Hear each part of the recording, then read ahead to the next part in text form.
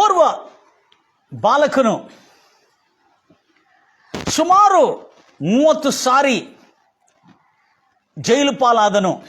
ತನ್ನ ಕುಖ್ಯಾತ ಪುಂಡತನದಿಂದ, ವಕ್ರ ಬುದ್ಧಿಯಿಂದ, ಅಪರಾಧದ ನಿಮಿತ್ತ. ಆದರೆ ಅವನ ಒಳಗೆ ವಿಶ್ವದ ಅತ್ಯಂತ ದೊಡ್ಡ ಬಾಕ್ಸಿಂಗ್ ಚಾಂಪಿಯನ್ ಆಗತಕ್ಕಂಥ ವರವು, ತಲಾಂತು, ಪ್ರತಿಭೆ ಅವನ ಒಳಗೆ ಅಡಕವಾಗಿತ್ತು. ಆದರೆ ಸ್ವಕೀಯ ಜನರು ಅವನು ಬಾಲ್ಯದಿಂದಲೇ ಅವರ ತಂದೆ, ಸುಮಾರು 1966ರಲ್ಲಿ ಹುಟ್ಟಿದಾನೆ ಈ ಹುಡುಗ. ಜೂನ್ 30ನೇ ತಾರೀಕಿಗೆ ಬರ್ತ್ಡೇಗೆ ಏನು ಹೋಗೋದು ಬೇಕಾಗಿಲ್ಲ. Praise Lord Jesus. ಈ ಹುಡುಗ ಕ್ರೂರಿ. ಈತನ ಹೆಸರು ಮೈಕಲ್ ಗೆರಾರ್ಡ್ ಎಂಬುದಾಗಿ. Michael Gerard. ಈ ಮೈಕಲ್ ಗೆರಾರ್ಡ್ ಎಂಬವನೇ ಒಂದು ದೊಡ್ಡ ಬಾಕ್ಸಿಂಗ್ ಚಾಂಪಿಯನ್ ಆಗಿದ್ದನ್ನು ಕೇಳಿದ್ರೆ ನೀವು ಆಶ್ಚರ್ಯ ಪಡ್ತೀರಿ. ಯಾಕಂದರೆ ಆ ಬಾಲಕನು ಬಾಲ್ಯದಿಂದಲೇ ಒಂದು ಕುಟುಂಬದಲ್ಲಿ ಬೆಳೀತಾ, ಆ ಕುಟುಂಬದಲ್ಲಿ ಅವರ ತಂದೆ ಬಹಳ ಕಿರುಕುಳ ಕೊಡತಕ್ಕಂಥವನು, ತೊಂದರೆ ಮಾಡತಕ್ಕಂಥವನು. ಅವರ ಮನೆಯಲ್ಲಿ ಯಾವಾಗ ನೋಡಿದ್ರು ತಂದೆ ತಾಯಿಗಳು ಜಗಳ ಮಾಡತಕ್ಕಂಥವ್ರು. ಇಂಥ ಪರಿಸ್ಥಿತಿಯಲ್ಲಿ, ಇಂಥ ಒಂದು ಗೊಂದಲ, ಅಶಾಂತಿ, ಅಸಮಾಧಾನ ಉಳ್ಳ ಕುಟುಂಬದಲ್ಲಿ ಬೆಳೆದವನು ಯಾರು? ಮೈಕಲ್ ಗೆರಾರ್ಡ್ ಅನ್ನತಕ್ಕಂಥ ಬೆಳೆದವನು ಇವನು. ಆದರೆ ಅಂಥ ಸಮಯದಲ್ಲಿ ಬೆಳೀತಾ ಬೆಳೀತಾ ಅವನು ಬೀದಿ ಪುಂಡರ ಜೊತೆಯಲ್ಲಿ, ಬೀದಿ ಪೋಖ್ರಿ ಹುಡುಗರ ಜೊತೆಯಲ್ಲಿ ಸೇರಿಕೊಂಡು ಇವನು ಭಯಂಕರವಾದಂಥ ಹೊಡೆದಾಟ ಮಾಡತಕ್ಕಂಥ ಗಯ್ಯಾಲಿ, ಪುಂಡನು, ಪೋಖ್ರಿಯಾಗಿ ತಿರುಗಾಡ್ತಿದ್ದನು. ಈ ರೀತಿಯಿಂದ ಅವನು ಅನೇಕ ಜನರ ಮೇಲೆ ಆಟ ಆಡ್ತಾ ಇದ್ದನು. ಚೆನ್ನಾಗಿ ಆಟ ಆಡ್ತಾ ಇದ್ದು, ಮತ್ತು ಅವರ ಜೊತೆಯಲ್ಲಿ ಜಗಳ ಮಾಡಿ, ಹೊಡೆದಾಟ ಮಾಡಿ ಮತ್ತು ಮನೆಗೆ ಬರ್ತಿದ್ದ. ಹಾಗೆ ಅವರ ಮನೆಯಲ್ಲಿ ಅವರ ತಾಯಿ ಬಹಳ ನೊಂದುಕೊಂಡಳು. Price Lord Jesus. ಗಂಭೀರವಾಗಿ ಹೇಳ್ತೀರಿ. ಅವ್ರ ತಾಯಿ ಬಹಳ ನೊಂದುಕೊಂಡು ಇದೆಂಥ ಹುಡುಗನು ನನಗೆ ಕೊಟ್ಟಿದಿ, ಎಂಥ ಮಕ್ಕಳು ನನಗೆ ಸಿಕ್ಕಿದ್ದಾರೆ, ಅಯ್ಯೋ ಎಂಬುದಾಗಿ ಅವರ ತಾಯಿ ಬಹಳಷ್ಟು ನೊಂದುಕೊಳ್ತಾ ಇದ್ರು. ಎಂಥ ಮಕ್ಕಳು, ಎಂಥ ಕೇಡಿನ ಮಕ್ಕಳು, ಎಂಥ ಕ್ರೂರ ಮಕ್ಕಳಿದ್ದಾರೆ ಎಂಬುದಾಗಿ. ಈ ಮಗನ ವಿಷಯದಲ್ಲಿ ಅವರ ತಾಯಿ ಬಹಳ ಚಿಂತನೆಗೊಂಡು ಸಾಕಾಯಿತು. ಅವನ ಊರಿನಲ್ಲಿ, ಅವರ ಬೀದಿಯಲ್ಲಿ, ಅವಳ ಶಾಲೆಯಲ್ಲಿ ಎಲ್ಲ ನೋಡಿದ್ರು ಅವನು ಹೊಡೆದಾಟ ಮಾಡತಕ್ಕಂಥವನು, ಬಹಳ ಕ್ರೂರ ಸ್ವಭಾವದವನವನು. Price Lord Jesus. ಗಂಭೀರವಾಗಿ ಹೇಳ್ತಿಲ್ಲ, ಕ್ರೂರ ಸ್ವಭಾವದವನು, ಅತ್ಯಂತ ಕ್ರೂರ ಸ್ವಭಾವದವನವನು. ಹೀಗೆ ಅವರ ಕುಟುಂಬದವರು ಅವನಿಗೆ ಅರ್ಥಗೊಳ್ತಲ್ಲ. ಆದರೆ ಅವನು ಕ್ರೂರಿ, ಅವನು ಕೆಡುಕನು, ಅವನು ಒಳ್ಳೆ ಹುಡುಗನಲ್ಲ. ಭೂಮಿಗೆ ಭಾರವಾಗಿ ಹುಟ್ಟಿರ್ತಕ್ಕಂಥ ಒಂದು ಬಾಲಕನು. Is a baddest boy on the planet ಎಂಬುದಾಗಿ ಅನೇಕ ದಿನಗಳಾದ ನಂತರ ಅವನು ಬರ್ತಾ ಇಂಥ ಒಂದು ಹೊಡೆದಾಟ ಮಾಡ್ತಾ ಇದ್ದಾನೆ. ಒಂದು ದಿವಸ ಅವನು ಪಾರಿವಾಳ ಅಂದ್ರೆ ಅವನಿಗೆ ಭಾಳ ಇಷ್ಟ. ಆ ಪಾರಿವಾಳಗಳನ್ನು ನೋಡ್ಕೊಳ್ತಾ ಇದ್ದನು. ಯಾರೋ ಓರ್ವ ವ್ಯಕ್ತಿ ಆ ಪಾರಿವಾಳಗಳನ್ನು ಕಾಡಿಸಿದ್ದಕ್ಕಾಗಿ, ಅವುಗಳಿಗೆ ಕಿರುಕುಳ ಮಾಡಿದ್ದಕ್ಕಾಗಿ ಈ ಮೈಕಲ್ ಗೆರಾರ್ಡ್ ಅನ್ನತಕ್ಕಂಥ ಈ ಮೈಕಲ್ ಅನ್ನತಕ್ಕಂಥ ಈ ಹುಡುಗನು ಆ ಪಾರಿವಾಳವನ್ನು ಕಿರುಕುಳ ಮಾಡಿರ್ತಕ್ಕಂಥ ಹುಡುಗನನ್ನು ಬಹಳಷ್ಟು ಹೊಡೆದು ಚಿಂದಿ ಮಾಡಿ ಅವನ ರಕ್ತಪಾತವಾಗಿ ಹೊಡೆದನು. ಆಗ ಆ ಸಮಯದಲ್ಲಿ ಪೊಲೀಸ್ ಕಂಪ್ಲೇಂಟ್ ಆದ ತಂದೆ ತಾಯಿಗಳಿಂದ, ಆ ಹುಡುಗನ ತಂದೆ ತಾಯಿಗಳಿಂದ ಪೊಲೀಸರು ಬಂದು ಮೈಕಲನ್ನು ಪೊಲೀಸರು ವಶಕ್ಕೆ ಪಡೆದುಕೊಂಡು ಆತನ ಮೇಲೆ ಕೇಸನ್ನು ದಾಖಲೆ ಮಾಡಿ ಆತನಿಗೆ ರಿಮಾಂಡ್ ರೂಮಿಗೆ ಕಳಿಸುವಂಥ ಸ್ಥಿತಿ ಬಂತು. ಆದರೂ ಸುಮಾರು ಆತನನ್ನು ಮತ್ತೆ ಬಿಡಿಸ್ಕೊಂಡು ಬರ್ತಿದ್ರು. ಸುಮಾರು 30ಕ್ಕಿಂತ ಹೆಚ್ಚಿನ ಸಾರಿ, 13 ವಯಸ್ಸು ಒಳಗೆ 30ಕ್ಕಿಂತ ಹೆಚ್ಚಿನ ಸಾರಿ ಅವನು ಜೈಲು ಪಾಲಾದನು. ಅವನು ಮಾಡತಕ್ಕಂಥ ಕುಖ್ಯಾತ ಅಪರಾಧದ ನಿಮಿತ್ತ, ಕ್ರೋಧದ ನಿಮಿತ್ತ, ಅವನು ಮಾಡತಕ್ಕಂಥ ಎಲ್ಲ ಪಾಪ ಕೃತ್ಯಗಳ ನಿಮಿತ್ತ ಬಹಳಷ್ಟು ಜೈಲು ಪಾಲಾದನು. ಆದರೆ ಅವನನ್ನು ನೋಡಿದ್ದವರು, ಅವನ ತಂದೆ ತಾಯಿಗಳು, ಅವನ ಕುಟುಂಬಸ್ಥರು ಯಾರೂ ಅವನನ್ನು ಇಷ್ಟಪಡೋದಿಲ್ಲ. Praise Lord Jesus. ಯಾರೂ ಅವನನ್ನು ಇಷ್ಟಪಡೋದಿಲ್ಲ, ಎಷ್ಟು ಮಾತ್ರಕ್ಕೂ ಅವನನ್ನು ಇಷ್ಟಪಡೋದಿಲ್ಲ. ಯಾಕಂದರೆ ಅವನು ಸರಿಯಾದ ಹುಡುಗನಲ್ಲ, ಅವನು ಕೆಡುಕನು, ಅವನು ಒಳ್ಳೆಯವನಲ್ಲ, ಅವನು ಯಾವತ್ತು ಎಷ್ಟು ಹೇಳಿದ್ರು ಕೇಳುವುದಿಲ್ಲ ಎಂಬುದಾಗಿ ಜನ ಅವನ ಕ್ರಿಯೆಗಳು, ಅವನ ಮೇಲಿನ ಭಾವನೆಗಳು, ಅವನ ಕ್ರೌರ್ಯತ್ವವನ್ನು ನೋಡಿ ಜನ ತೀರ್ಪು ಮಾಡ್ತಾ ಇದ್ದಾರೆ. ಏನು ಮಾಡ್ತಾ ಇದ್ದಾರೆ? ತೀರ್ಪು ಮಾಡ್ತಾ ಇದ್ದಾರೆ. ಅದಕ್ಕಾಗಿ ನನ್ನ ಪ್ರಿಯ ಸಹೋದರಿ, ಆ ಹುಡುಗನನ್ನು ಕೆಡುಕನು, ಒಂದು ಅಪರಾಧಿ, ಒಂದು ಕುಖ್ಯಾತ ಅಪರಾಧಿ ಎಂಬುದಾಗಿ ಅವನು ಮಾಡ್ತಕ್ಕಂಥ ಕ್ರಿಯೆಗಳನ್ನು ನೋಡಿ ಅವನಿಗೆ ತೀರ್ಪು ಮಾಡ್ತಾ ಇದ್ರು. ಆದರೆ ಬೈಬಲ್ ಹೇಳ್ತಾ ಇದೆ, ನೀವು ಮೇಲಿನ ನೋಟವನ್ನು ನೋಡಿ, ಅವನ ಕ್ರಿಯೆಗಳನ್ನು ನೋಡಿ ಅವನ ಮೇಲೆ ತೀರ್ಪು ಮಾಡ್ಲಿಕ್ಕೆ ಹೋಗಬೇಡ್ರಿ. ಯಾಕಂದ್ರೆ ಯಾರು ತೀರ್ಪು ಮಾಡ್ತಾರೋ ಅವರಿಗೆ ತೀರ್ಪು ಆಗುವುದು. Praise the Lord Jesus. ಅವರಿಗೆ ತೀರ್ಪು ಖಂಡಿತವಾಗಿ ಆಗುವುದು ಎಂಬುದಾಗಿ ಹೇಳಲ್ಲ. ಹೌದು ನನ್ನ ಪ್ರಿಯ ಸಹೋದರಿ, ಬಹಳ ಜಾಗ್ರತೆಯಿಂದ ಕೇಳ್ಕೊಳ್ತೀರಿ. ಯಾಕೆಂದ್ರೆ ಈ ಹುಡುಗನು ಇಷ್ಟು ತಲೆನೋವಾಗಿಬಿಟ್ಟಿದ್ದಾನೆ. ಸ್ಕೂಲಲ್ಲಿ ಸರಿಯಾಗಿ ಓದ್ತಾ ಇಲ್ಲ, ಬೀದಿನಲ್ಲಿ ಪುಂಡರ ಜೊತೆಯಲ್ಲಿ ಕೊಡ್ಕೊಂಡು, ಬೀದಿ ಗ್ಯಾಂಗ್ನಲ್ಲಿ ಸೇರಿಕೊಂಡು ಮಕ್ಕಳನ್ನು ಅವನ ಸಮಾನದಿದ್ದರು ಅವನಕ್ಕಿಂತ ದೊಡ್ಡವರ ಜೊತೆಲಿ ಕೂಡ ಜಗಳ ಮಾಡಿ, ಹೊಡೆದಾಟ ಮಾಡಿ, ಬಹಳಷ್ಟು ಕ್ರೂರವಾದಂಥ ಸ್ವಭಾವವುಳ್ಳವನು. ಇಂಥ ಸಮಯದಲ್ಲಿ ಈತನಿಗೆ ಏನು ಮಾಡಿದ್ರು ಅಂದರೆ, ಈತನು ಕೇಳ್ತಾ ಇಲ್ಲ. ಇಷ್ಟು ಸಾರಿ ಅವನಿಗೆ ಪೊಲೀಸರು ಸೆರೆಮನೆಗೆ ತೆಗೆದುಕೊಂಡೋಗಿ, ಜೈಲಿಗೆ ತಗೊಂಡೋಗಿ ಅವನಿಗೆ ಶಿಕ್ಷಿಸಿ, ಅವನಿಗೆ ಬೆದರಿಸಿ, ಅವನಿಗೆ ತಿದ್ದುಪಡಿ ಮಾಡಿದ್ರು ಕೂಡ ಅವನು ಸರಿ ಮಾರ್ಗದಲ್ಲಿ ಬರ್ತಾ ಇಲ್ಲ ಎಂಬುದಾಗಿ ಅವನಿಗೆ ರಿಮಾಂಡ್ ಸ್ಕೂಲ್ನಲ್ಲಿ, ಒಂದು ಸೆರೆಮನೆಗೆ ಸಂಬಂಧಪಟ್ಟಿರ್ತಕ್ಕಂಥ ರಿಮಾಂಡ್ ಸ್ಕೂಲ್ನಲ್ಲಿ ಅವನನ್ನು ಭರ್ತಿ ಮಾಡಿಸ್ಬಿಡ್ತಾರೆ ಪೊಲೀಸರು. ಯಾಕಂದ್ರೆ ಇವನು ಸರಿ ದಾರಿಗೆ ಬರಬೇಕೆಂಬುದಾಗಿ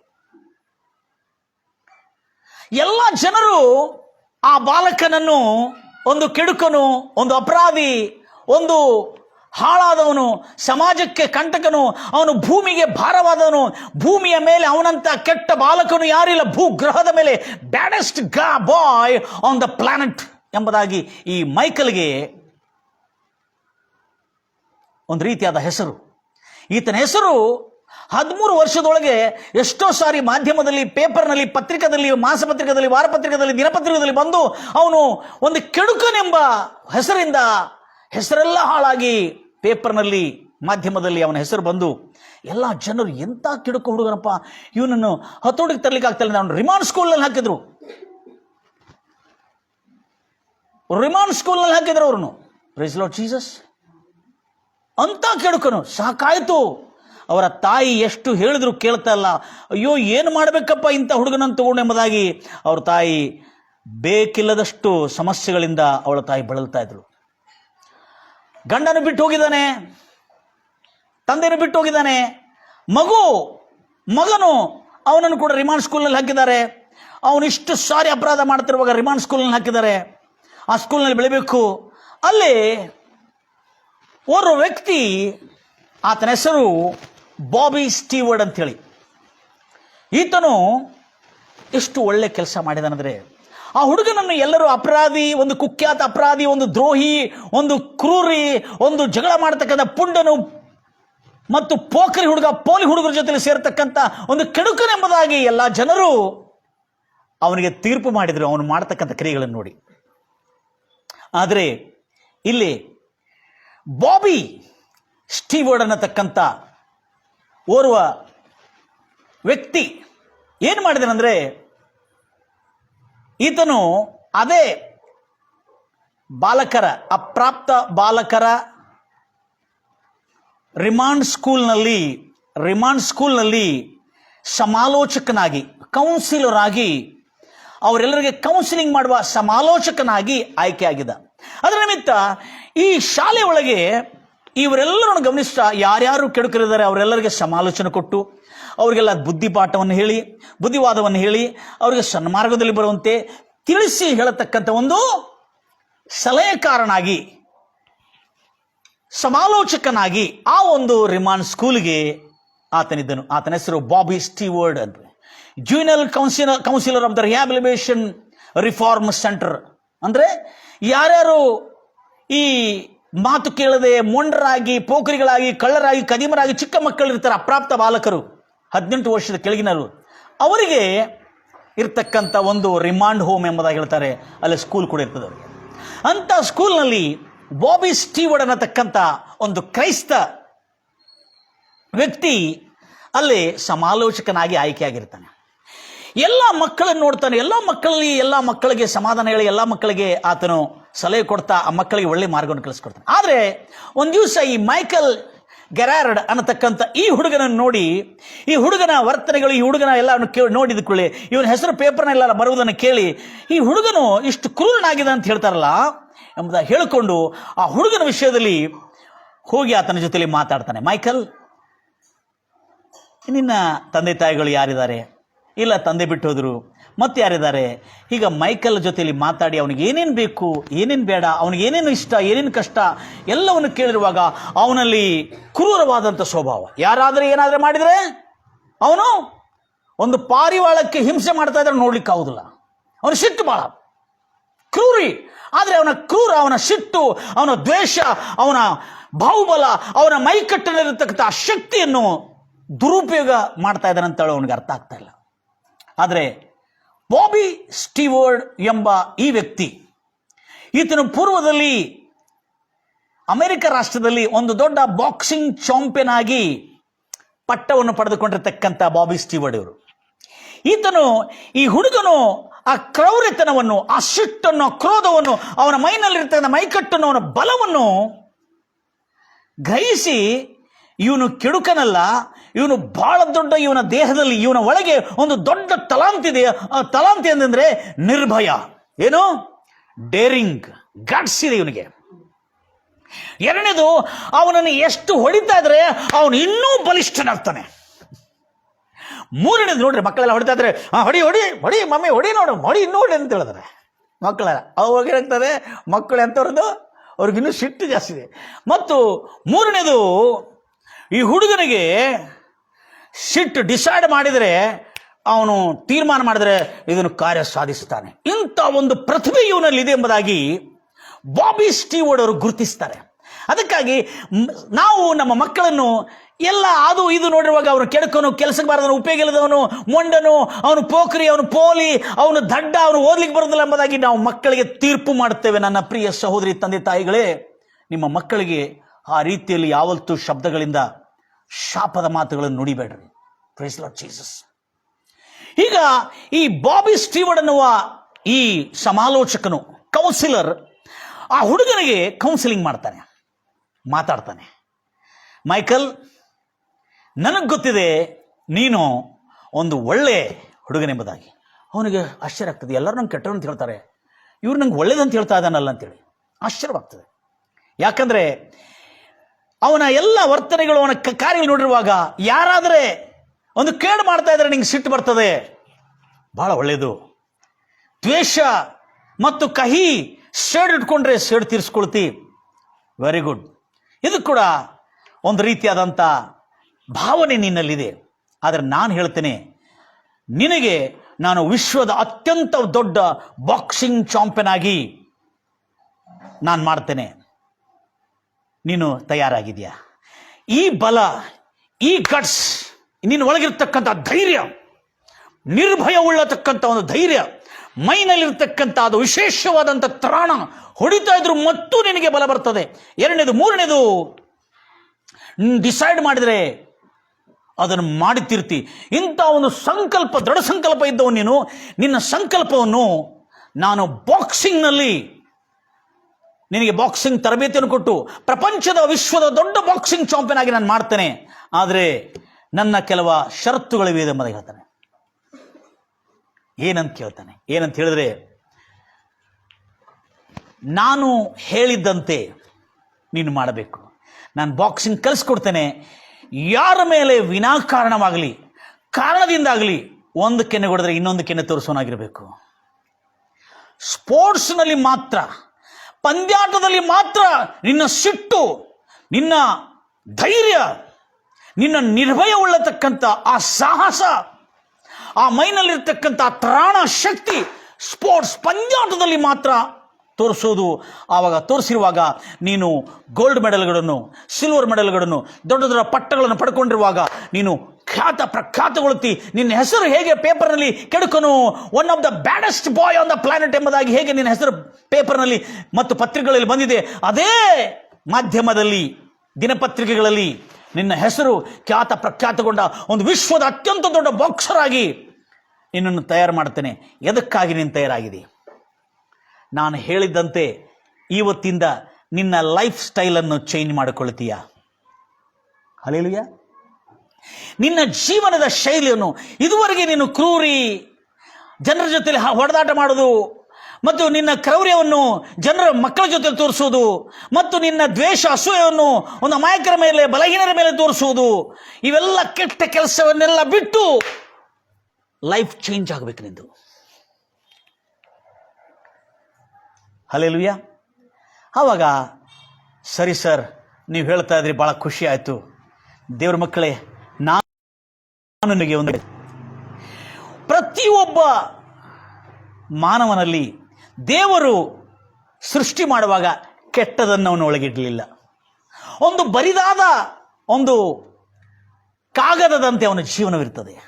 ಅದಕ್ಕಾಗಿ ದೇವರು ಮಾನವನನ್ನು ಮಾಡುವಾಗ ಸರ್ವ ಸಂಪನ್ನವುಳ್ಳ, ಸರ್ವ ಸುಗುಣವುಳ್ಳ ತನ್ನ ಸ್ವರೂಪದಲ್ಲಿ, ತನ್ನ ಹೋಲಿಕೆಗೆ ಸರಿಯಾಗಿ ದೇವರು ಮಾನವನನ್ನು ಮಾಡಿದ್ದಾನೆ. ಎಲ್ಲರೂ ಹೇಳ್ತಿರಲ್ವಯ್ಯ. ಅದಕ್ಕೆ ಈ ಮಾತನ್ನು ಗಮನಿಸ್ತಾ ಪ್ರಸಂಗಿ ಪುಸ್ತಕ ಬೈಬಲ್ನಲ್ಲಿ 9ನೇ ಅಧ್ಯಾಯ 10ನೇ ವಚನದಲ್ಲಿ ಹೇಳಲಾಗಿದೆ, ಏನಂತ ಹೇಳ್ಕೊಂಡು, ಈಗೋ ನಿನ್ನ ಕೈಗೆ ಸಿಕ್ಕಿರುವ ಕೆಲಸವನ್ನು ಪೂರ್ಣ ಬಲದಿಂದ ಅದನ್ನು ಮಾಡು. ಜ್ಞಾನವಾಗಲಿ, ತಿಳುವಳಿಕೆ ಆಗಲಿ, ವಿವೇಕ ಆಗಲಿ, ನಿನ್ನ ಕೈಯಲ್ಲಿ ಸಿಗಿರುವ ಕೆಲಸ ಅಂದ್ರೇನು? ಪ್ರತಿಭೆ, ತಲಾಂತು. ಅರ್ಥ ಆಯ್ತಾ? ಟ್ಯಾಲೆಂಟ್. ನಿನ್ನ ಕೈಗೆ ಕೆಲಸಿರುವ ಕೆಲಸವನ್ನು ಪೂರ್ಣ ಶ್ರದ್ಧೆಯಿಂದ, ಪೂರ್ಣ ಮನಸ್ಸಿಂದ ಆ ಕೆಲಸವನ್ನು ಪೂರ್ಣ ಬಲದಿಂದ ಮಾಡು. ನೀನು ಬದುಕುವ ದಿನದಲ್ಲೇ ಮಾಡಬೇಕು. ನೀನು ಸತ್ತೋದ ನಂತರ ಸಮಾಧಿಯಲ್ಲಿ ನಿನ್ನ ಬಲವಾಗಲಿ, ನಿನ್ನ ಬುದ್ಧಿ ಆಗಲಿ, ನಿನ್ನ ವಿವೇಕವಾಗಲಿ ಎಷ್ಟು ಮಾತ್ರಕ್ಕೂ ಕೆಲಸಕ್ಕೆ ಬರಲ್ಲ ಅಲ್ಲಿ. ಅದಕ್ಕಾಗಿ ಈ ಜೀವನದಲ್ಲಿ ನೀನು ದೊಡ್ಡ ಸಾಧನೆ ಮಾಡಬೇಕು. ಆ ಸಾಧನೆ ಮಾಡುವ ಶಕ್ತಿ ನಿನ್ನೊಳಗಿದೆ. ಆ ಶಕ್ತಿ ಏನಂದ್ರೆ ನಿರ್ಭಯ, ಡೇರಿಂಗ್, ಗಟ್ಸ್ ನಿನ್ನಲ್ಲಿದೆ. ಒಂದು ಮೈನಲ್ಲಿ ಅಪಾರವಾದಂಥ, ಅಗಮ್ಯವಾದಂಥ ದೇವರು ಕೊಟ್ಟಿರ್ತಕ್ಕಂಥ ಒಂದು ಶಕ್ತಿ ಇದೆ. ನಿನ್ನನ್ನು ಹೇಗೆ ಜನ ಹೊಡಿತಾರೆ ಆಗ ನಿನಗೆ ಬಲ ಬರ್ತದೆ. ಇದು ಅದ್ಭುತವಾದಂಥ ಶಕ್ತಿ ದೇವರಿಟ್ಟಿದ ನಿಮಗೆ. ಹೌದಾ? ಯಾಕಂದರೆ ಇದನ್ನು ಜನಕ್ಕೆ ಕೆಟ್ಟದ್ದು ಮಾಡೋದಕ್ಕಾಗಲ್ಲ, ಜನರ ಹೆಸರನ್ನು ವೃದ್ಧಿ ತರೋದಕ್ಕಾಗಿ, ನಮ್ಮ ದೇಶದ ಹೆಸರು, ನಮ್ಮ ಊರಿನ ಹೆಸರು, ನಮ್ಮ ತಂದೆ ತಾಯಿಗಳನ್ನು ಕೀರ್ತಿಗೆ ತರತಕ್ಕಂಥ ಕೀರ್ತಿ ಪಾತ್ರರಾಗಿರುವಂತೆ ಈ ಕೀರ್ತಿಯನ್ನು ಕೊಟ್ಟಿದ್ದಾನೆ ನಿನಗೆ. ನಿನ್ನನ್ನು ಆರಿಸ್ಕೊಂಡು ಸುಮ್ಮನೆ ಅಲ್ಲ, ಆತನ ಗುಣಾತಿಶಯಗಳು ಪ್ರಚುರಪಡಿಸೋದಕ್ಕಾಗಿ, ಆತನ ಕೀರ್ತಿಯನ್ನು ಪ್ರಚುರಪಡಿಸೋದಕ್ಕಾಗಿ ನಿನ್ನನ್ನು ಆರಿಸಿಕೊಂಡಿದ್ದಾನೆ. ಎಲ್ಲರೂ ಹೇಳ್ತೀರ ಅಲ್ವ್ಯಾ? ಅದಕ್ಕಾಗಿ ಧರ್ಮೋಪದೇಶ ಕಾಂಡದಲ್ಲಿ ಹೇಳಲಾಗಿದೆ, ನಿನಗೆ ಕೊಡಲಾಗಿರೋ ಬಲ ನಿನ್ನದಲ್ಲದು, ಅದು ದೇವರು ತನ್ನ ಮಹಿಮೆಗಾಗಿ ಕೊಟ್ಟಿದ್ದಾನೆ ಎಂಬುದಾಗಿ. 8ನೇ ಅಧ್ಯಾಯ ಧರ್ಮೋಪದೇಶ ಕಾಂಡದಲ್ಲಿ ಬಲ ನಿನ್ನದಲ್ಲ, ಬಲಾಧಿಕ್ಯವೂ ಅದು ನಮ್ಮದಲ್ಲ, ಅದು ದೇವರಿಂದ ಕೊಡಲಾಗಿದೆ, ನಾನು ಸಂಪಾದನೆ ಮಾಡಿದೆ ಎಂಬುದಾಗಿ ಹೇಳಕ್ಕೆ 8ನೇ ಅಧ್ಯಾಯ ಧರ್ಮೋಪದೇಶ ಕಾಂಡ 8ನೇ ಅಧ್ಯಾಯ 17ನೇ ವಚನದಲ್ಲಿ ಹೇಳಲಾಗಿದೆ, ನಿನ್ನ ಹೃದಯದಲ್ಲಿ ಎಷ್ಟು ಮಾತ್ರಕ್ಕೂ ಯೋಚನೆ ಓದ್ರಿ. ಈ ನನಗೆ ಸಿಕ್ಕಿರ್ತಕ್ಕಂಥ ಸೌಭಾಗ್ಯವು ನಮ್ಮ ಸಾಮರ್ಥ್ಯ, ನಮ್ಮ ಸಾಹಸದಿಂದಲ್ಲ, ನಮಗುಂಟಾಯಿತು ಎಂದು ಅಂದುಕೊಳ್ಳಬೇಡ್ರಿ. ಆದುದರಿಂದ ಈ ಸಂಪತ್ತು, ಈ ಸೌಭಾಗ್ಯ, ಸಾಮರ್ಥ್ಯ ನನ್ನಿಂದ ಬಂದಿದೆ ಎಂಬುದಾಗಿ ತಿಳ್ಕೊಳ್ಳಬೇಡ್ರಿ. ಆದುದರಿಂದ ನಿನ್ನ ದೇವರಾದ ಯೆಹೋವನು ತಾನೇ ನಿಮ್ಮ ಪಿತೃಗಳಿಗೆ ಪ್ರಮಾಣ ಮಾಡಿದ್ದ ಹಾಗೆ ವಾಗ್ದಾನ ಮಾಡಿದ್ದನ್ನು ನಿಮ್ಮ ಅನುಭವಕ್ಕೆ ಬಂದ ರೀತಿಯಲ್ಲಿ ನೆರವೇರಿಸೋನಾಗಿ ಇಷ್ಟು ಸ್ವಾಸ್ಥ್ಯವನ್ನು, ಕೀರ್ತಿಯನ್ನು ಸಂಪಾದಿಸುವ ಸಾಮರ್ಥ್ಯ, ಶಕ್ತಿಯನ್ನು ಕೊಟ್ಟನೆಂದು ಮರೆತೋಗಬೇಡ್ರಿ. ಹಲ್ಲೆಲೂಯಾ. ಈಗ ಈ ಬಾಲಕನಿಗೆ, ಹೌದಲ್ಲ, ನನಗೆ ಈ ಎಲ್ಲ ಶಕ್ತಿ, ಸಾಮರ್ಥ್ಯ ಒಂದು ಕೀರ್ತಿ ತರೋದಕ್ಕಾಗಿ ಹೊರತು ಹೆಸರು ಹಾಳು ಮಾಡಿಕೊಳ್ಳೋದಕ್ಕಾಗಿ ಅಲ್ಲ ಅನ್ನತಕ್ಕಂಥ ಸತ್ಯವು ಬಾಬಿ ಸ್ಟೀವರ್ಡ್ ಅವರು ಆ ಹುಡುಗನಿಗೆ ತರಬೇತಿ ಕೊಡ್ತಾರೆ, ಅವನಿಗೆ ಸಮಾಲೋಚನೆ ಕೊಡ್ತಾರೆ. ಅವನಿಗೆ ಬೆಳಿಗ್ಗೆ ಏನು ಎಕ್ಸರ್ಸೈಸ್ ಮಾಡಬೇಕು, ಸಂಜೆಗೆ ಏನು ಎಕ್ಸರ್ಸೈಸ್ ಮಾಡಬೇಕು, ಏನು ತಿನ್ನಬೇಕು, ಹೆಂಗೆ ನಡಿಬೇಕು, ಹೆಂಗೆ ಮಾತಾಡಬೇಕು, ಎಲ್ಲವನ್ನು ಬಾಬಿ ಸ್ಟೀವರ್ಡ್ ಅವರು ಪೂರ್ವದಲ್ಲಿ ಬಾಕ್ಸಿಂಗ್ ಚಾಂಪಿಯನ್ ಆಗಿರೋದ್ರಿಂದ ಬಾಕ್ಸಿಂಗ್ ಆಗಿ ಏನೇನು ತರಬೇತಿ ಬೇಕು ಅದನ್ನು ಕಲಿಸ್ಕೊಡ್ತಾ ಇದ್ರು. ಶಾಲೆಯಲ್ಲಿ ವಿದ್ಯಾಭ್ಯಾಸವನ್ನು ಕೂಡ ಕಲಿತಿದ್ದ, ಅದೇ ರಿಮಾಂಡ್ ಹೋಮ್ನಲ್ಲಿ. ಹಲ್ಲೆಲೂಯಾ. ಕಲಿತಾ ಕಲಿತಾ ಕಲಿತಾ ಅವನು ತಿಳಿದುಕೊಂಡನು ಎಂಥ ಅದ್ಭುತವಾದಂಥ ಸಾಮರ್ಥ್ಯ ಅವನಿಗಿದೆ. ಅವನ ಮೈಕಟ್ಟು, ಅವನ ಬಾಡಿನಲ್ಲಿರ್ತಕ್ಕಂಥ ಮೈಕಟ್ಟುಗಳು, ಕಟ್ಸ್ಗಳು, ಅವನ ಸಿಕ್ಸ್ ಪ್ಯಾಕ್ಸ್ಗಳು, ಅವನಿಗಿರ್ತಕ್ಕಂಥ ಧೈರ್ಯ, ಅವನ ಕಣ್ಣಿನಲ್ಲಿರ್ತಕ್ಕಂಥ ಆ ಕ್ರೋಧ, ಆ ಬೆಂಕಿ, ಆ ಸಾಹಸ, ಅವೆಲ್ಲವನ್ನು ಬಹಳ ಅದ್ಭುತವಾಗಿ ಗಮನಿಸಿ ಅವನಿಗೆ ತರಬೇತಿ ಕೊಡ್ತಾನೆ. Praise Lord Jesus. ನಾವೇನು ಮಾಡ್ತಿದ್ದೆ ಅಂತವ್ರಿಗೆ? ಅವನು ಕೆಡುಕನು, ಅವನು ಅಪರಾಧಿ, ಅವನು ದ್ರೋಹಿ, ಅವನು ಎದಕ್ಕೆ ಕೆಲಸಕ್ಕೆ ಬರೋದಿಲ್ಲ, ಅವನು ಮಾಡ್ತಕ್ಕಂಥ ಕ್ರಿಯೆಗಳು ಹಂಗಿತ್ತು. ಆದರೆ ಹಾಗೆ ಮಾಡಿದರೂ ಕೂಡ ನಾವು ಬಾಯಿಂದ ಹೇಳಬಾರ್ದು. ಒಂದು ದಿವಸ ಇವನು ಒಳ್ಳೆಯ ಹುಡುಗನು, ಇವನೊಳಗೆ ಒಳ್ಳೆಯದಿದೆ ಎಂಬುದಾಗಿ ನಾವು ತೀರ್ಪು ಮಾಡಬೇಕು ಹೊರತು ಕೆಟ್ಟದೆಂಬುದಾಗಿ ತೀರ್ಪು ಮಾಡಬಾರದು. ಓದಿದ್ದೇವಲ್ಲ ಈಗ, ನಿಮಗೆ ತೀರ್ಪಾಗದಂತೆ ನೀವು ಬೇರೆಯವರಿಗೆ ಕೆಟ್ಟ ತೀರ್ಪನ್ನು ಮಾಡಬೇಡ್ರಿ. Praise the Lord Jesus.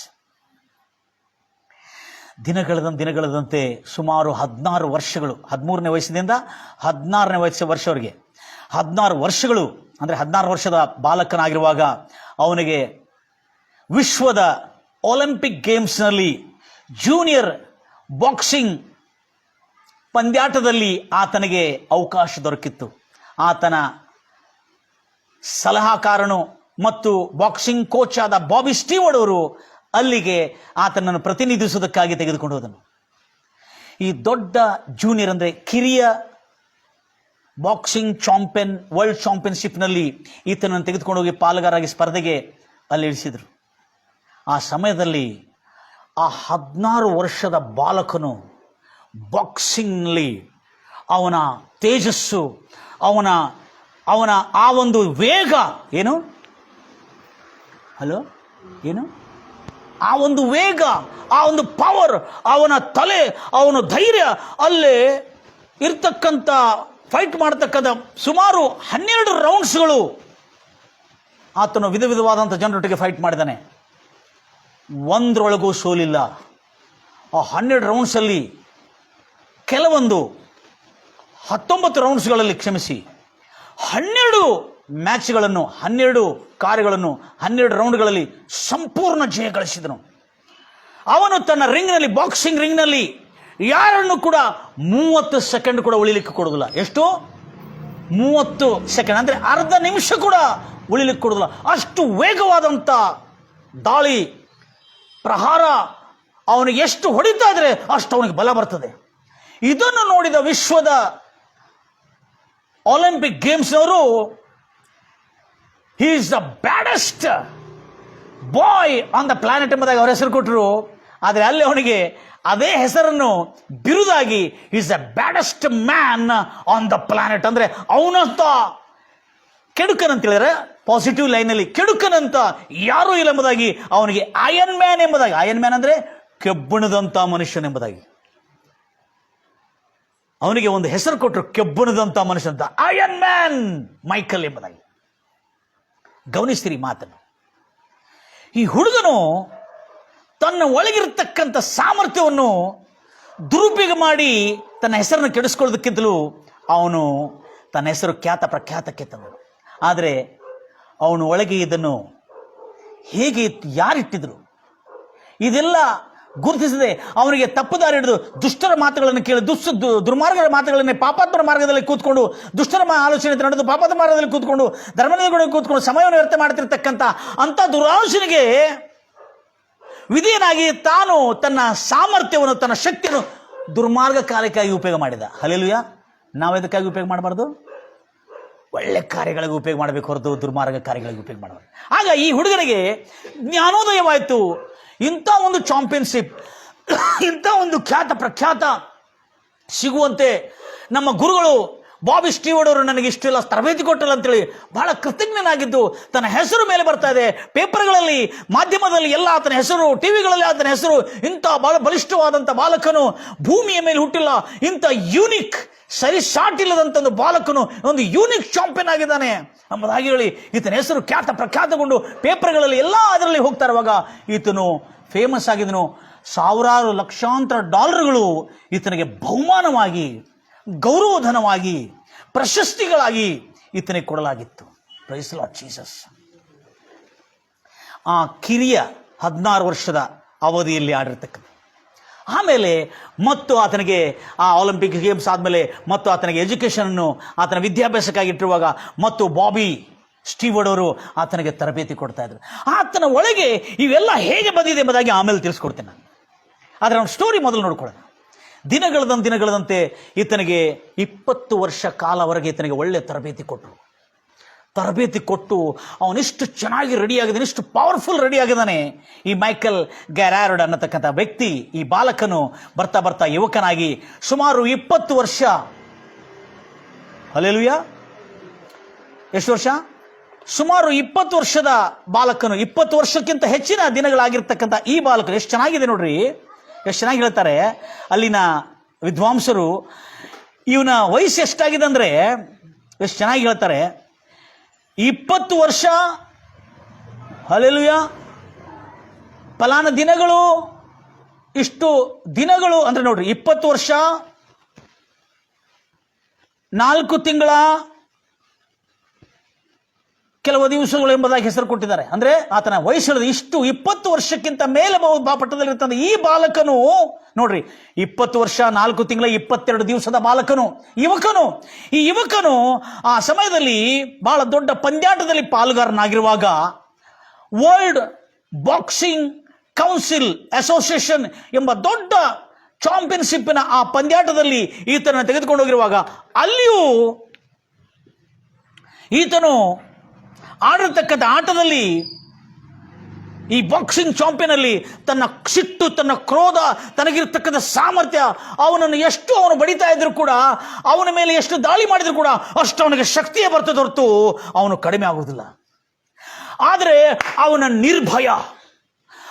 ನಿರ್ಭಯ, ಅವನ ಸ್ಪೀಡ್ ಬಹಳ ಚೆನ್ನಾಗಿ ಹೇಳಿದೆ. ಅವನ ಸ್ಪೀಡ್ ಇದೆಯಲ್ಲ, ಅವನಿಗೆ 5 ಅಡಿ 11 ಇಂಚುಗಳು ಇದ್ದರೆ ಅವನ ಅಳತೆ ಸ್ವಲ್ಪ ಕಡಿಮೆ ಇತ್ತಂತೆ, ಎತ್ತರ ಕಡಿಮೆ ಇತ್ತಂತೆ, ಎದುರಿನವರ ಎತ್ತರ ಬಹಳ ಇತ್ತು. ಅದಕ್ಕಾಗಿ ಬಹಳ ಹೆವಿ ವೇಟ್ ಚಾಂಪಿಯನ್ಗಾಗಿ 20 ವರ್ಷದ ಹುಡುಗ, 20 ವರ್ಷ ದಾಟಿರ್ತಕ್ಕಂಥ ಹುಡುಗ ಹೆವಿ ವೇಟ್ ಚಾಂಪಿಯನ್ಗಾಗಿ ಸ್ಪರ್ಧಿಸ್ತಾ ಇದ್ದಾನೆ, ಪಂದ್ಯಾಟದಲ್ಲಿ ಸ್ಪರ್ಧಿಸ್ತಾ ಇದ್ದಾನೆ, ಬಾಕ್ಸಿಂಗ್ ಮಾಡ್ತಾ ಇದ್ದಾನೆ. ಈ ಬಾಕ್ಸಿಂಗ್ ಆಡ್ತಿರುವಾಗ ಇಂಥ ಸಮಯದಲ್ಲಿ ಅವನ ವೇಗ, ಅವನ ಬುದ್ಧಿ ವಿವೇಕ, ಅವನ ಸಾಮರ್ಥ್ಯ, ಅವನ ಧೈರ್ಯವನ್ನು, ಸಾಹಸವನ್ನು ಅಲ್ಲಿ ಪ್ರದರ್ಶಿಸಿದ್ದಾನೆ. ಅನೇಕ ಬಾಕ್ಸಿಂಗ್ ಚಾಂಪಿಯನ್ಸ್ಗಳು, ಕೋಚ್ಗಳು, ತರಬೇತಿ ಕೊಡತಕ್ಕಂಥವ್ರು ಈ ಬಾಲಕನು ಏನು ಇಂಥ ಅದ್ಭುತವಾದಂಥ ಪ್ರದರ್ಶನ ಅಲ್ಲ ಆಯ್ತು ಅನ್ನೋದು ಆಶ್ಚರ್ಯಪಟ್ರಂತೆ. ಎಲ್ಲ ಜನ, ಯಾರ್ಯಾರು ನಮ್ಮ ಊರಿಗೆ ಒಂದು ಕಂಟಕ, ನಮ್ಮ ಕುಟುಂಬಕ್ಕೆ ಒಂದು ಶಾಪವಾಗಿ ಹುಟ್ಟಿದ್ದಾನೆ, ನಮ್ಮ ದೇಶದ ಹೆಸರು ಕೆಡತಕ್ಕಂಥ ಒಂದು ಕುಖ್ಯಾತ ಕ್ರಿಮಿನಲ್ ಆಗಬೇಕಾಗಿರುವ ಈ ವ್ಯಕ್ತಿ ವಿಶ್ವದ ಅತ್ಯಂತ ದೊಡ್ಡ ಚಾಂಪಿಯನ್ ಆಗಿದ್ದಾನೆ. ಈತನು 1 ಬೆಲ್ಟ್ ಅನ್ನು ತೆಗೆದುಕೊಂಡಲ್ಲಿ ವರ್ಲ್ಡ್ ಬಾಕ್ಸಿಂಗ್ ಅಸೋಸಿಯೇಷನ್ ಇಂದ ಮತ್ತು ವರ್ಲ್ಡ್ ಬಾಕ್ಸಿಂಗ್ ಕೌನ್ಸಿಲ್ ಇಂದ, ಕೊನೆಯದು ಇಂಟರ್ನ್ಯಾಷನಲ್ ಬಾಕ್ಸಿಂಗ್ ಫೆಡರೇಷನ್ ಇಂದ 3 ಪದಕಗಳು, ಬೆಲ್ಟಿನ ಪಟ್ಟಗಳನ್ನು, ಈ ಪದಕದ ಪಟ್ಟಗಳನ್ನು ಪಡೆದುಕೊಂಡು ಆ ಯೌವನ ಪ್ರಾಯದಲ್ಲಿ ಆತನು ಆಳಿದನೆಂಬುದಾಗಿ ಹೇಳ್ತಾರೆ. ಹಿ ವಾಸ್ ರೇನಿಂಗ್ ಅಂದ್ರೆ ಆಳ್ತಾ ಇದ್ದನಂತೆ. ಇದು 86ರಿಂದ 87ನೇ 1987ನೇ ಇಸ್ವಿದಲ್ಲಿ ನಡೆದಿರತಕ್ಕಂಥ ಅಷ್ಟು ಆ 6 ತಿಂಗಳಲ್ಲಿ ನಡೆದಿರತಕ್ಕಂಥ ಪಂದ್ಯಾಟದಲ್ಲಿ 3 ಬಹುದೊಡ್ಡ ವರ್ಲ್ಡ್ ಚಾಂಪಿಯನ್ಶಿಪ್ ಪದಕಗಳನ್ನು ಪಡ್ಕೊಂಡು ದೇಶಕ್ಕೆ ಕೀರ್ತಿ, ಅವರ ದೇಶಕ್ಕೆ ಕೀರ್ತಿ, ಮಹಿಮೆ ತಂದನಂತೆ ಈತನು. ಎಲ್ಲರೂ ಹೇಳ್ತೀರ ಹಲ್ಲೆಲೂಯಾ. ಈತನು ಮತ್ತು ಬೇರೆ ಯಾರಲ್ಲ, ನಿಮ್ಮೆಲ್ಲರಿಗೆ ಗೊತ್ತಿರತಕ್ಕಂಥ ಅತ್ಯಂತ ಚಾಣಕ್ಯನು, ಅತ್ಯಂತ ಬುದ್ಧಿ ವಿವೇಕದಿಂದ ಬಲ ತ್ರಾಣಗೊಳ್ಳತಕ್ಕಂಥ ಮತ್ತು ಬೇರೆ ಯಾರಲ್ಲ, ಈ ಮೈಕಲ್ ಗೆರಾರ್ಡ್ ಅನ್ನತಕ್ಕಂಥ ವ್ಯಕ್ತಿ, ಈ ಬಾಲಕನು, ಯುವಕನು. ತದನಂತರ ಆತನಿಗೆ ಆ ಒಂದು ಬಾಕ್ಸಿಂಗ್ ಚಾಂಪಿಯನ್ ಕೆಲಸ ಆಟ ಆಡ್ತಿರುವಾಗ ಅವನಿಗೆ ಒಂದು ಹೆಸರಿಟ್ಟಿದ್ದ ಅವರ ಗುರು, ಮೈಕ್ ಟೈಸನ್ ಎಂಬುದಾಗಿ. ಮೈಕಲ್ ಗೆರಾರ್ಡ್ ಟೈಸನ್ ಎಂಬ ಈತನ ಹೆಸರು, ಮೈಕಲ್ ಗೆರಾರ್ಡ್ ಟೈಸನ್ ಎಂಬ ಈತನ ಹೆಸರಾಗಿದ್ರೆ, ಆದರೆ ಬಾಕ್ಸಿಂಗ್ ಆಡ್ತಾ ಇರುವಾಗ ಈತನಿಗೆ ಮೈಕ್ ಟೈಸನ್ ಎಂಬ ಹೆಸರು ಕೊಟ್ಟು ಅಲ್ಲಿ ಆಟ ಆಡಿಸಿದ್ರಂತೆ. Praise the Lord Jesus. ವಿಶ್ವದ ಅತ್ಯಂತ ದೊಡ್ಡ ಚಾಂಪಿಯನ್ ಆಗಿ ಮೂಡಿದ, ವಿಶ್ವದ ಆ ಊರಿನ, ಆ ದೇಶದ ಅತ್ಯಂತ ದೊಡ್ಡ ಕ್ರಿಮಿನಲ್ ಆಗಬೇಕಾಗಿರ್ತಕ್ಕಂಥ ಹುಡುಗನು ಆ ಕ್ರಿಮಿನಲ್ ಅಂತ ವರ್ತನೆ ಮಾಡ್ತಿದ್ರು ಕೂಡ ಅವನಲ್ಲಿ ಕ್ರೈಮ್ ಅನ್ನು ನೋಡದೆ ಅವನಲ್ಲಿ ಒಳ್ಳೆದನ್ನು ನೋಡಿದ ಬಾಬಿ ಸ್ಟೀವರ್ಡ್ ಎಂಬ ಬಾಕ್ಸಿಂಗ್ ಚಾಂಪಿಯನ್ ಕೋಚ್ ಅವನ ಒಳಗೆ ಆ ಒಳ್ಳೆದನ್ನು ನೋಡಿ ಆ ಕೀರ್ತಿ, ಆ ತಲಾಂತನ್ನು, ಆ ತಲಾಂತಿಗೆ ಪ್ರೋತ್ಸಾಹಿಸಿ ಸ್ಫೂರ್ತಿ ಕೊಟ್ಟು ಅವನನ್ನು ದೊಡ್ಡ ವಿಶ್ವದ ಬಾಕ್ಸಿಂಗ್ ಚಾಂಪಿಯನ್ ಆಗಿ ಮಾಡಿದ. ನನ್ನ ಪ್ರಿಯ ಸಹೋದರಿ ಸಹೋದರರೇ, ಹಾಗೆ ನಿಮ್ಮ ಮಗಳನ್ನು ನೀವು ಮಾಡ್ತಾ ಇದ್ದೀರಾ? ಅವ್ರು ಏನಾರು ಕೆಡಕತನ ಅಥವಾ ತುಂಟಾಟ ಅಥವಾ ಮೊಂಡುತನ ಅಥವಾ ಅವರು ಕೆಡುಕುತನ ಏನಾರ ಮಾಡ್ತಾ ಇದ್ರೆ ನಾವು ಅವ್ರನ್ನ ಕೆಟ್ಟವರಾಗಿ ಉಪಯೋಗ ಇಲ್ಲ, ನೀವು ಶಾಪಗ್ರಸ್ತರು, ನೀನು ಭೂಮಿಗೆ ಭಾರ, ನೀನು ಕೆಡುಕನು. Price Lord Jesus. ನೀನು ಕೆಡುಕನು, ನೀನು ಒಳ್ಳೆಯವನಲ್ಲ, ನೀನು ಕೆಟ್ಟವಳು ಎಂಬುದಾಗಿ ಎಷ್ಟೋ ಜನ ಒಂದ್ಸಾರಿ ಮಕ್ಕಳಿಗೆ ಬೈಗಳನ್ನು ಬೇದು ಶಾಪದ ಮಾತುಗಳಾಡಿ, ನೀನು ಉಪಯೋಗ ಇಲ್ಲ, ನೀನು ಶಾಪಗ್ರಸ್ತ, ನೀನು ದರಿದ್ರ, ನೀನು ಭೂಮಿಗೆ ಭಾರ ಎಂಬುದಾಗಿ ನಾವು ಅವರಿಗೆ ತೀರ್ಪು ಮಾಡಬಾರದನ್ನತಕ್ಕಂಥ ಸತ್ಯ ಗ್ರಹಿಸಿ ನಾವು ಜಾಗರೂಕರಾಗಿರಬೇಕು. Praise Lord Jesus. ಎಲ್ಲರೂ ಹೇಳ್ತೀರಲ್ಲವ್ಯ? ದೇವ್ರ ಮಕ್ಕಳೇ, ಎಫೆಸರಿಗೆ ಬರೆದ ಪತ್ರಿಕೆ, ಈಗ ಬೈಬಲಲ್ಲಿ ನೋಡೋಣ, ಈತನಿಗೆ ಇವೆಲ್ಲ ಎಲ್ಲಿಂದ ಬಂದಿದೆ ಎಂಬುದಾಗಿ. ಎಫೆಸರಿಗೆ ಬರೆದ ಪತ್ರಿಕೆ 1ನೇ ಅಧ್ಯಾಯ 4ನೇ ವಚನ. ಎಫೆಸರಿಗೆ ಬರೆದ ಪತ್ರಿಕೆ 1ನೇ ಅಧ್ಯಾಯ 4ನೇ ವಚನ. ಅದ್ಭುತವಾದಂಥ ಜೀವನ ಚರಿತ್ರೆ ಈತನದು. ಹೇಗಂದ್ರೆ, ನಾವು ಪ್ರೀತಿಯಲ್ಲಿ ನಡೆದು ನೋಡ್ರಿ ಹೇಗೆ ದೇವರು ನಾವು ಪ್ರೀತಿಯಲ್ಲಿ ನಡೆದು ಆತನ ಸನ್ನಿಧಿಯಲ್ಲಿ ಪರಿಶುದ್ಧರು ದೋಷವಿಲ್ಲದವರಾಗಿ ಆಗಿರಬೇಕೆಂದು ನಮ್ಮನ್ನು ಜಗತ್ ಉತ್ಪತ್ತಿಕ್ಕಿಂತ ಮುಂಚೆ, ಈ ಭೂಮಿ, ಆಕಾಶ, ಮಣ್ಣು, ಕಲ್ಲು, ಗಿಡ ಮರಗಳನ್ನು, ಹಣ್ಣು ಹಂಪಲುಗಳನ್ನು, ಪಶು ಪ್ರಾಣಿ ಪಕ್ಷಿಗಳನ್ನು ಉಂಟು ಮಾಡಲಿಕ್ಕೆ ಮುಂಚೆ, ಈ ಭೂಮಿ ಇಲ್ಲದ ಸಮಯದಲ್ಲಿ, ಜಗತ್ ಉತ್ಪತ್ತಿಕ್ಕಿಂತ ಮುಂಚೆ ತನ್ನ ಒಳಗೆ ಕ್ರಿಸ್ತನಲ್ಲಿ ನಮ್ಮನ್ನು ಆರಿಸಿಕೊಂಡನು. ನಾವು ಹೇಗೆ ನಡ್ಕೋಬೇಕೆಂಬುದಾಗಿ ದ್ವೇಷ, ಅಸೂಯೆ, ಕಹಿ, ಸೇಡು, ಹೊಟ್ಟೆ ಕಿಚ್ಚಿಂದ ನಡ್ಕೊಳ್ಳೋದಕ್ಕಾಗಲ್ಲ. ಎದರಲ್ಲಿ ನಡ್ಕೊಳ್ಳೋದಕ್ಕಾಗಿ? ಪ್ರೀತಿಯಲ್ಲಿ, ದೈವ ಪ್ರೀತಿಯಲ್ಲಿ, ದ್ವೇಷದಲ್ಲ, ಪ್ರೀತಿಯಲ್ಲಿಯೂ ಪವಿತ್ರತ್ವದಲ್ಲಿಯೂ ಮತ್ತು ನಿರ್ದೋಷ ಇಲ್ಲದಂಥ ಜೀವನ, ಅಂದರೆ ಅಪರಾಧಿಯಾಗಿ ನಡೆಯೋದಲ್ಲ, ನಿರ್ದೋಷವುಳ್ಳ ಜೀವನ ಜೀವಿಸೋದಕ್ಕಾಗಿ ಮಾನವನನ್ನು ಈ ಭೂಮಿಯನ್ನು ಉಂಟು ಮಾಡಲಿಕ್ಕೆ ಮುಂಚೆ, ಈ ಭೂಮಿಗೆ ಅಸ್ಥಿವಾರ ಹಾಕಲಿಕ್ಕೆ ಮುಂಚೆ ದೇವರು ತನ್ನೊಳಗೆ ಕ್ರಿಸ್ತ ಯೇಸುವಿನಲ್ಲಿ ಆರಿಸಿಕೊಂಡಂತೆ. ಅಂದರೆ ಅರ್ಥ ಏನು? ದೇವರು ಮಾನವನನ್ನು ಮಾಡುವಾಗ ಅವನೊಳಗೆ ಅವನು ಪ್ರೀತಿಯಲ್ಲಿ ನಡೆಯಬೇಕು. ದ್ವೇಷ, ಅಸೂಯೆ, ಕಹಿ, ಹೊಟ್ಟೆ ಕಿಚ್ಚು, ಸೇಡು, ಕ್ಷಮಿಸಲಾರದಂಥ ಮನಸ್ಸೊಳಗೆಲ್ಲ ಕರುಣೆ, ದಯೆ, ಪ್ರೀತಿ, ಕ್ಷಮಿಸುವಂಥದ್ದು, ಕರುಣೆ ತೋರ್ತಕ್ಕಂಥದ್ದು, ಇಂಥವುದಕ್ಕಾಗಿ ಮನುಷ್ಯನನ್ನು ದೇವರು ಉಂಟು ಮಾಡಿದ್ದಾನೆ. ಅದಕ್ಕೆ ಪ್ರೀತಿಯಲ್ಲಿ ನಡೆಯೋದಕ್ಕಾಗಿ ಹೊರತು ದ್ವೇಷದಲ್ಲೆಲ್ಲ, ಪವಿತ್ರತ್ವನಾಗಿರೋದಕ್ಕಾಗಿ ಹೊರತು ಅವನು ನಂಬಿಕೆ ದ್ರೋಹಿಯಾಗಲ್ಲ, ಅವನು ನಿರ್ದೋಷ ಆಗಿರೋದಕ್ಕೆ ಹೊರತು ಅವನು ಅಪರಾಧಿ ಆಗಿರೋದಕ್ಕಾಗಲ್ಲ ಅನ್ನತಕ್ಕಂಥ ಸತ್ಯ ಪ್ರತಿಯೊಂದು ಮಾನವನಿಗೆ ಇದು ಗೊತ್ತಿರಬೇಕು. ಮಾನವನನ್ನು ದೇವರು ಯಾಕೆ ಮಾಡಿದ ಅದ್ಭುತವಾದಂಥ ಮಾತು ಬೈಬಲಲ್ಲಿ ಬರೆಯಲ್ಪಟ್ಟಿದೆ. Praise Lord Jesus. ಗಂಭೀರವಾಗಿ ಹೇಳ್ತೀರಲ್ವಯ್ಯ ನನ್ನ ಪ್ರಿಯ ಸಹೋದರಿ ಸಹೋದರೇ, ಎಷ್ಟು ಆಸಕ್ತಿಯಿಂದ ನೀವು ಕೇಳ್ತಾ ಇದ್ದೀರಿ.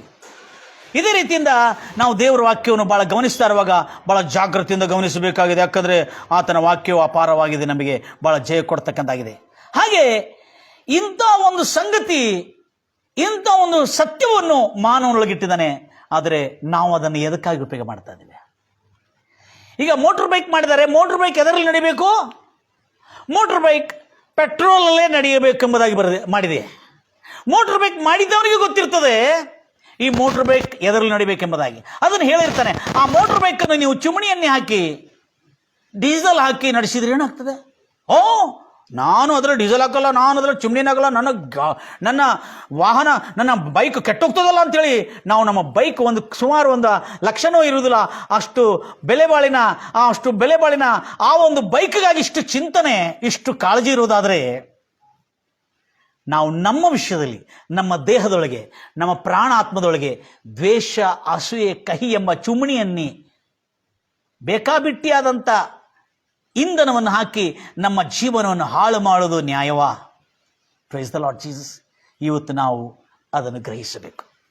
ಅದಕ್ಕಾಗಿ ನನ್ನ ಪ್ರಿಯ ಸಹೋದರಿ ಸಹೋದರೇ, ಯೇಸುವಿನ ಪ್ರೀತಿ, ಆತನ ಕಲಿಸಿಕೊಟ್ಟಿರ್ತಕ್ಕಂಥ ಆ ಪ್ರಾಮಾಣಿಕತ್ವ ಅಂದರೆ ಪವಿತ್ರತ್ವ, ಎರಡನೇದು ನಿರ್ದೋಷವುಳ್ಳ ಜೀವನ, ಅಪರಾಧ ಇಲ್ಲದ ಜೀವನ ಜೀವಿಸೋದಕ್ಕಾಗಿ ದೇವರು ಮಾನವನನ್ನು ಸೃಷ್ಟಿ ಮಾಡಿದನು.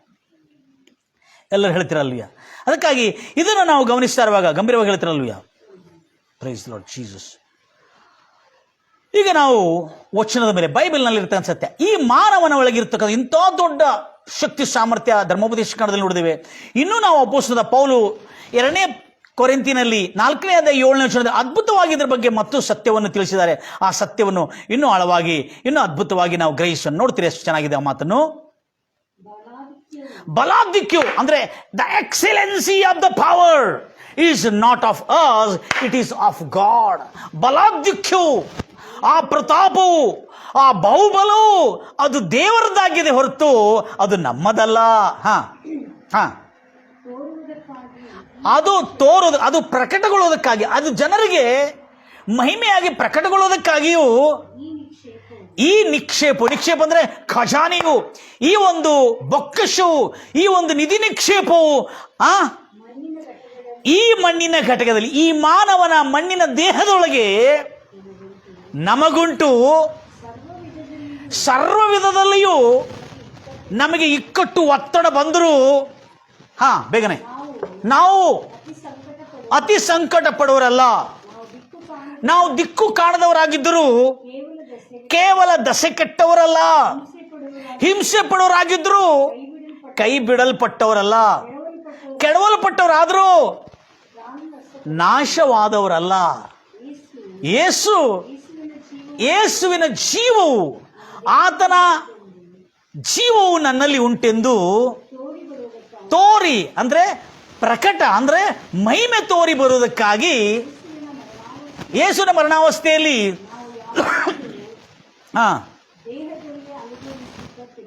ದೇಹದಲ್ಲಿ ಅನುಭವಿಸುತ್ತಾ ತಿರುಗಾಡುತ್ತಾ ಇದ್ದೇವೆ. ಅಷ್ಟೇ ಸರ್. ಥ್ಯಾಂಕ್ ಯು ನನ್ನ ಪ್ರಿಯ ಸಹೋದರಿ ಸಹೋದರೇ. ದೇವರು ನಮ್ಮ ಒಳಗೆ, ಪ್ರತಿಯೊಂದು ಮಾನವನೊಳಗೆ ಆ ಬಲಾಧಿಕ್ಯವನ್ನಿಟ್ಟಿದ್ದಾನೆ. ಎಲ್ಲರೂ ಹೇಳ್ತೀರಿ ಪ್ರೈಸ್ ಲಾರ್ಡ್ ಜೀಸಸ್. ಎಂಥ ಅದ್ಭುತವಾದಂಥ ತಲಾಂತು ಪ್ರತಿಭೆ ಮಾನವನೊಳಗೆ ಇಟ್ಟಿದ್ದಾನಂದ್ರೆ ಅದು ನೀವು ಕಲ್ಪನೆ ಮಾಡಲಿಕ್ಕೂ ನಾವು ಅಷ್ಟು ಅದ್ಭುತವಾದಂಥ ಕಥೆ. ಅದಕ್ಕೆ ಇಂಥ ಒಂದು ಬಲಾಧಿಕ್ಯವು ಮಾನವನೊಳಗೆ ಇಟ್ಟಿದ್ದಾನೆ. ಆದರೆ ಮಾನವನು ಗ್ರಹಿಸ್ತಾ ಇಲ್ಲ. ತಂದೆ ತಾಯಿಗಳಾದ ನಾವು ಗ್ರಹಿಸ್ತಾ ಇಲ್ಲ. ಆ ಮನುಷ್ಯನು ಯಾವನಾದರೆ ಅಪರಾಧದಲ್ಲಿದ್ದನು ಅವನಿಗೂ ತಿಳುವಳಿಕೆ ಇಲ್ಲ. ತಿಳುವಳಿಕೆ ಇಲ್ಲದೆ ನನ್ನ ಜನರು ನಾಶವಾಗ್ತಾ ಇದ್ದಾರೆ.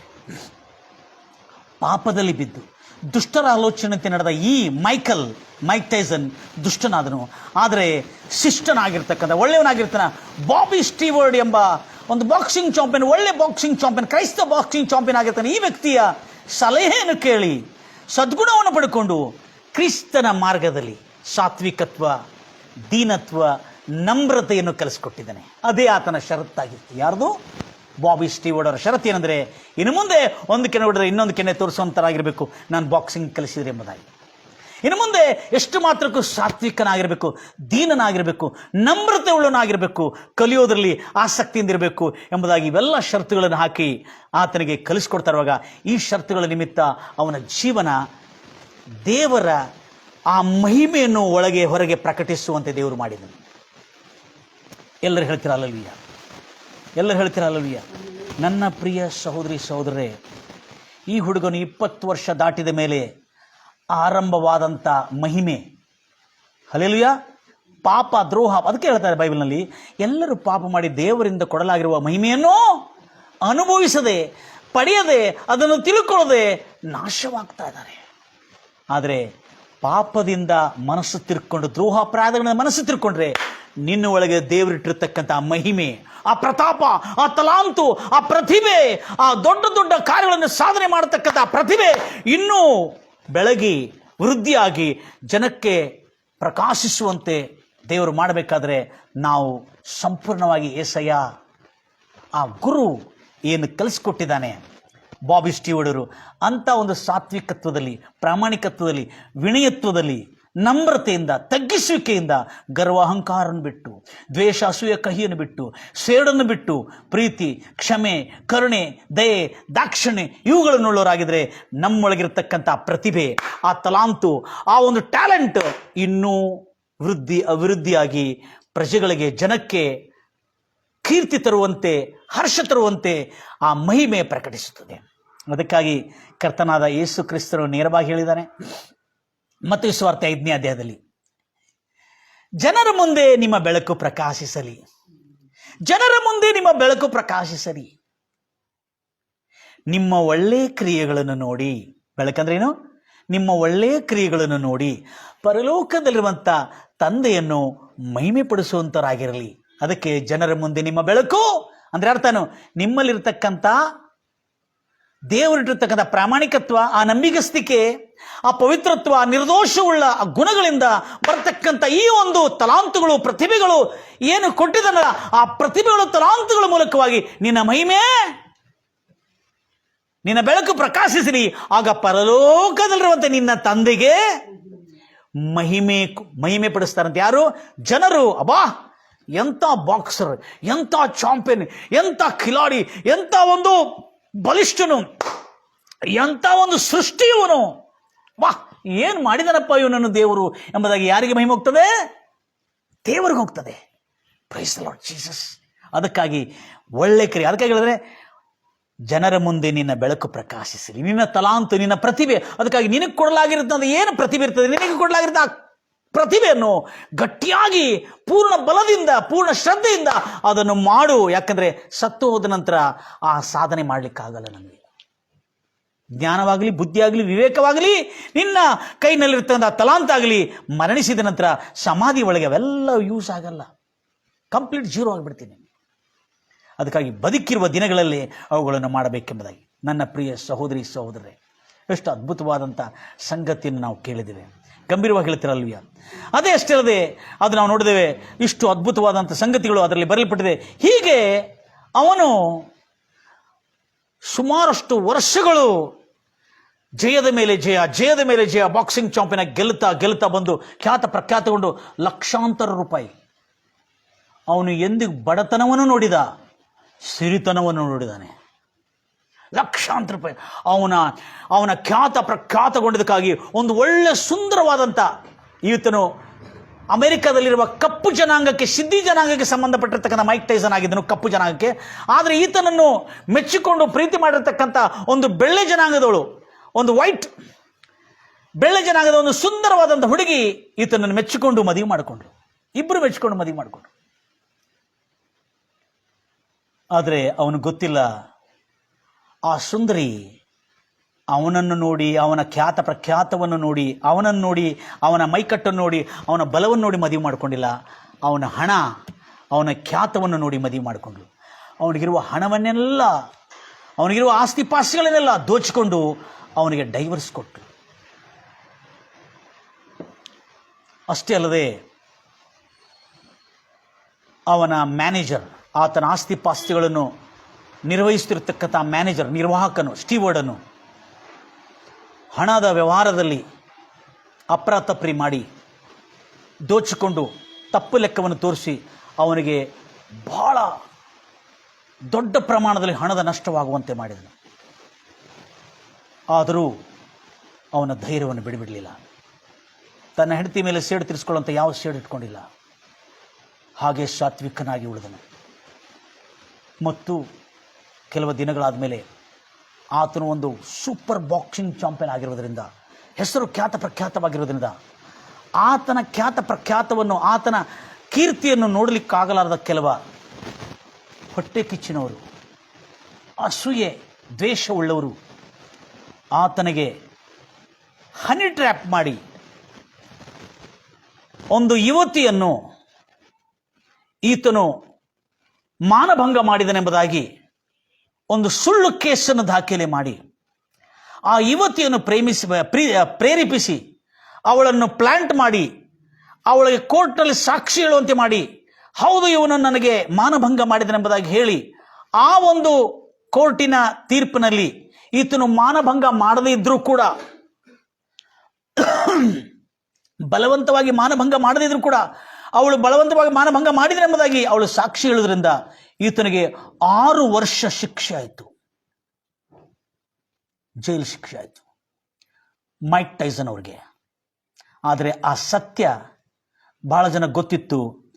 ಅವಳು ಈ ಮನುಷ್ಯನನ್ನು ಟ್ರ್ಯಾಪ್ ಮಾಡಿದಳು, ಮೋಸ ಮಾಡಿ, ಬಲಿ ಹಾಕಿ, ಆತನನ್ನು ಪ್ರೀತಿಸಿದಂಗೆ ಮಾಡಿ, ಆತನ ಜೊತೆಯಲ್ಲಿ ಪಾಪ ಕಾರ್ಯವನ್ನು ಮಾಡಿದುವಾಗ ಅವನು ಬಲವಂತವಾಗಿ ಮಾಡಿದನೆಂಬುದಾಗಿ ರೇಪ್ ಕೇಸನ್ನು ಹಾಕಿ ಅವನನ್ನು ಸಿಗಿಸಿ 6 ವರ್ಷ ಶಿಕ್ಷೆ ಬರುವಂತೆ ಜೈಲು ಪಾಲಾದನು ಮತ್ತು ಜೈಲಿಗೆ ಬಂದನು. ನನ್ನ ಪ್ರಿಯ ಸಹೋದರಿ ಸಹೋದರರೇ, ಆದರೂ ಅವನ ಮನಸ್ಸನ್ನು ಸೇಡು, ದ್ವೇಷ, ಅಸೂಯಕ್ಕೆ ಎಷ್ಟು ಮಾತ್ರಕ್ಕೂ ಆಸ್ಪದ ಕೊಡಲಿಲ್ಲ. ಜೈಲಿನಲ್ಲಿದ್ದುಕೊಂಡು ಏನಿದೆಲ್ಲ ಇದು ಆಗಿದೆ ಎಂಬುದಾಗಿ ಅವನು ತನ್ನ ಮನಸ್ಸಿನಲ್ಲಿ ಎಷ್ಟು ಮಾತ್ರಕ್ಕೂ ದ್ವೇಷ, ಅಸೂಯೆ ಕೈ ಇಟ್ಕೊಳ್ಳದೆ ಬಹಳ ಶಾಂತ ಗುಣನಾಗಿದ್ದು ಸಾತ್ವಿಕತ್ವವನ್ನು ಪಾಲನೆ ಮಾಡ್ತಾ ಭಯಭಕ್ತಿಯಿಂದ ಇದ್ದುಕೊಂಡು ಅವನು ಬಹಳ ಪ್ರಾಮಾಣಿಕವಾಗಿದ್ದು, ಆಮೇಲೆ ಇರ್ತಕ್ಕಂಥ ಅಧಿಕಾರಿಗಳಿಗೆ ಸತ್ಯ ಸಂಗತಿ ಗೊತ್ತಾಯಿತು. ಈತನ ಮೇಲೆ ಸುಳ್ಳು ಕೇಸನ್ನು ದಾಖಲೆ ಮಾಡಿ, ಅವಳು ಪ್ರೀತಿ ಮಾಡಿದಂಗೆ ಮಾಡಿ, ಅವನ ಜೊತೆಯಲ್ಲಿ ಪಾಪ ಮಾಡಿ, ಅವನು ರೇಪ್ ಮಾಡಿದನೆಂಬುದಾಗಿ ಹೇಳಿ ಮೆಡಿಕಲ್ ಟೆಸ್ಟ್ನಲ್ಲಿ ಬರುವಂತೆ ಎಲ್ಲ ಪ್ಲಾನ್ ಮಾಡಿದಾಳೆ.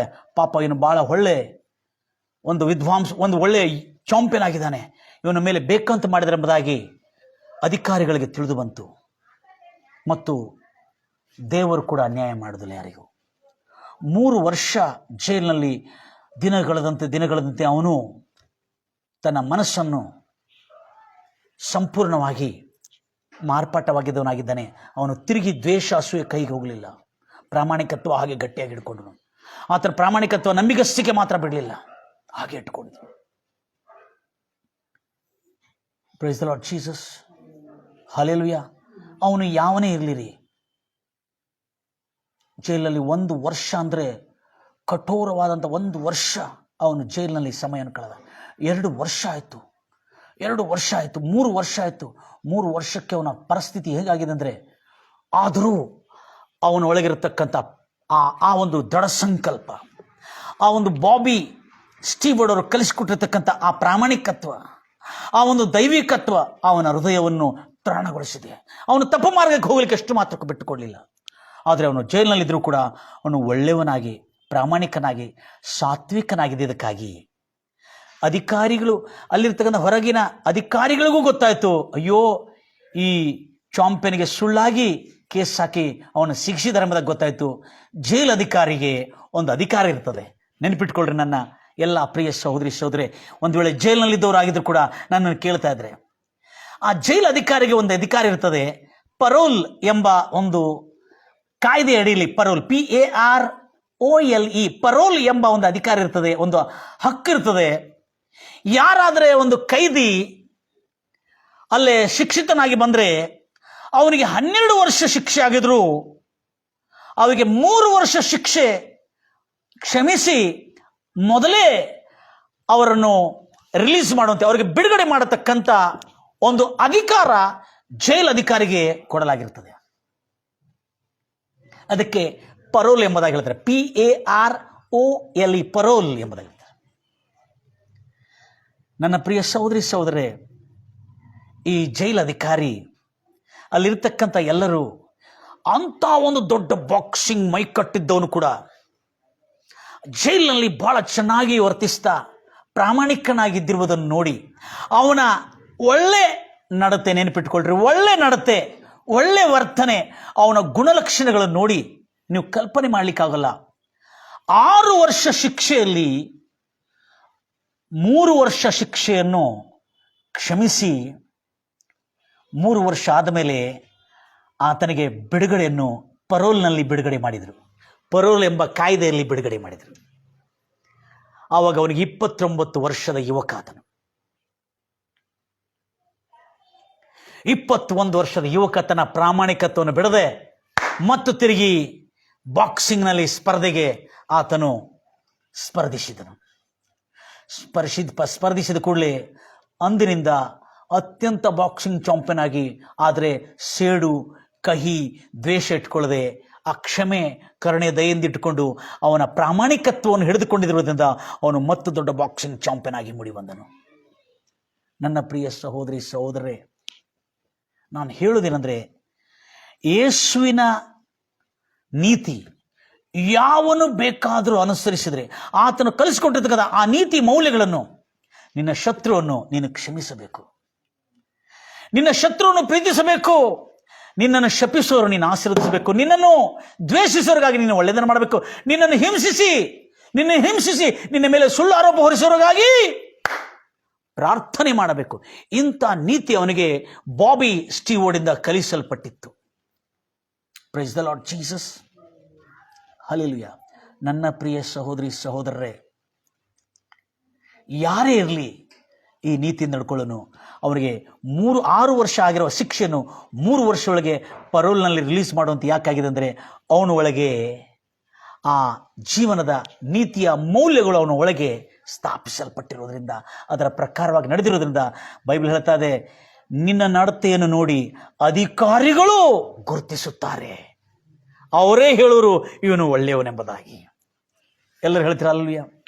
ನನ್ನ ಪ್ರಿಯ ಸಹೋದರಿ ಸಹೋದರಿ, ಎಂಥ ದೊಡ್ಡ ದೊಡ್ಡ ಕಾರ್ಯಗಳು, ಎಂಥ ಅದ್ಭುತವಂತ ಕಾರ್ಯಗಳು ನಾವು ಕರ್ತನ ವಾಕ್ಯದಲ್ಲಿ ನೋಡ್ತಾ ಇದ್ದೇವೆ. ಈತನ ಹೆಸರೇ ಅದ್ಭುತವಾಗಿ ಮೈಕ್ ಟೈಸನ್ ಎಂಬುದಾಗಿ ಹೆಸರುಗೊಂಡು ಈತನು ಖ್ಯಾತ ಪ್ರಖ್ಯಾತಗೊಂಡಿದ್ದಾನೆ. ನನ್ನ ಪ್ರಿಯ ಸಹೋದರಿ ಸಹೋದರಿ, ಈತನ ಇತಿಹಾಸದಲ್ಲಿ ನಾನು ಕಂಡುಕೊಂಡಿದ್ದೇನೆಂದರೆ, ಯಾರು ಇದ್ರೂ ಕೂಡ, ಅವನು ಏನಾಗಿ ಇದ್ರೂ ಕೂಡ, ಯಾವ ಜಾತಿ ಮತದವನಾಗಿದ್ರು ಕೂಡ, ಈ ನೀತಿ ಅವನ ಒಳಗಿದ್ರೆ, ಆ ಯೇಸುವಿನ ಪ್ರಾಮಾಣಿಕತ್ವ ದೈವಿಕತ್ವ ಅವನ ಒಳಗಿದ್ರೆ, ಅವನ ಜೀವನ ಧನ್ಯ ಪಾವನ, ಅವನ ಜೀವನ ಅದೃಷ್ಟವಾದಂಥ ಜೀವನ ಮಾಡ್ತಾನೆ. ನನ್ನ ಪ್ರಿಯ ಸಹೋದರಿ ಸಹೋದರಿ, ಎಷ್ಟು ಆಸಕ್ತಿಯಿಂದ ಒಂದು ಕೆಡುಕನು ದೇಶದಲ್ಲಿ ಅತ್ಯಂತ ದೊಡ್ಡ ಕ್ರಿಮಿನಲ್ ಆಗಬೇಕಾಗಿರ್ತಕ್ಕಂಥ ಈ ಮೈಕಲ್ ಗೆರಾರ್ಡ್ ವಿಶ್ವದ ಅತ್ಯಂತ ಬಾಕ್ಸಿಂಗ್ ಚಾಂಪಿಯನ್ ಆಗಿ ಪಟ್ಟಗಳನ್ನು ಪಡೆದುಕೊಂಡು ಕೀರ್ತಿ ಮಹಿಮೆ ಗ್ಲೋರಿಯನ್ನು ತಂದ ಹಾಗೆ ಕ್ರಿಸ್ತ ಯೇಸುವಿನ ಸಂದೇಶವನ್ನು ಕೇಳ್ತಿರ್ತಕ್ಕಂಥ ನನ್ನ ಎಲ್ಲ ಪ್ರಿಯ ಸಹೋದರಿ ಸಹೋದರಿ, ಯಾರನ್ನು ಚೀಪಾಗಿ ತುಚ್ಛವಾಗಿ ನೀಚವಾಗಿ ನೋಡಬೇಡ್ರಿ.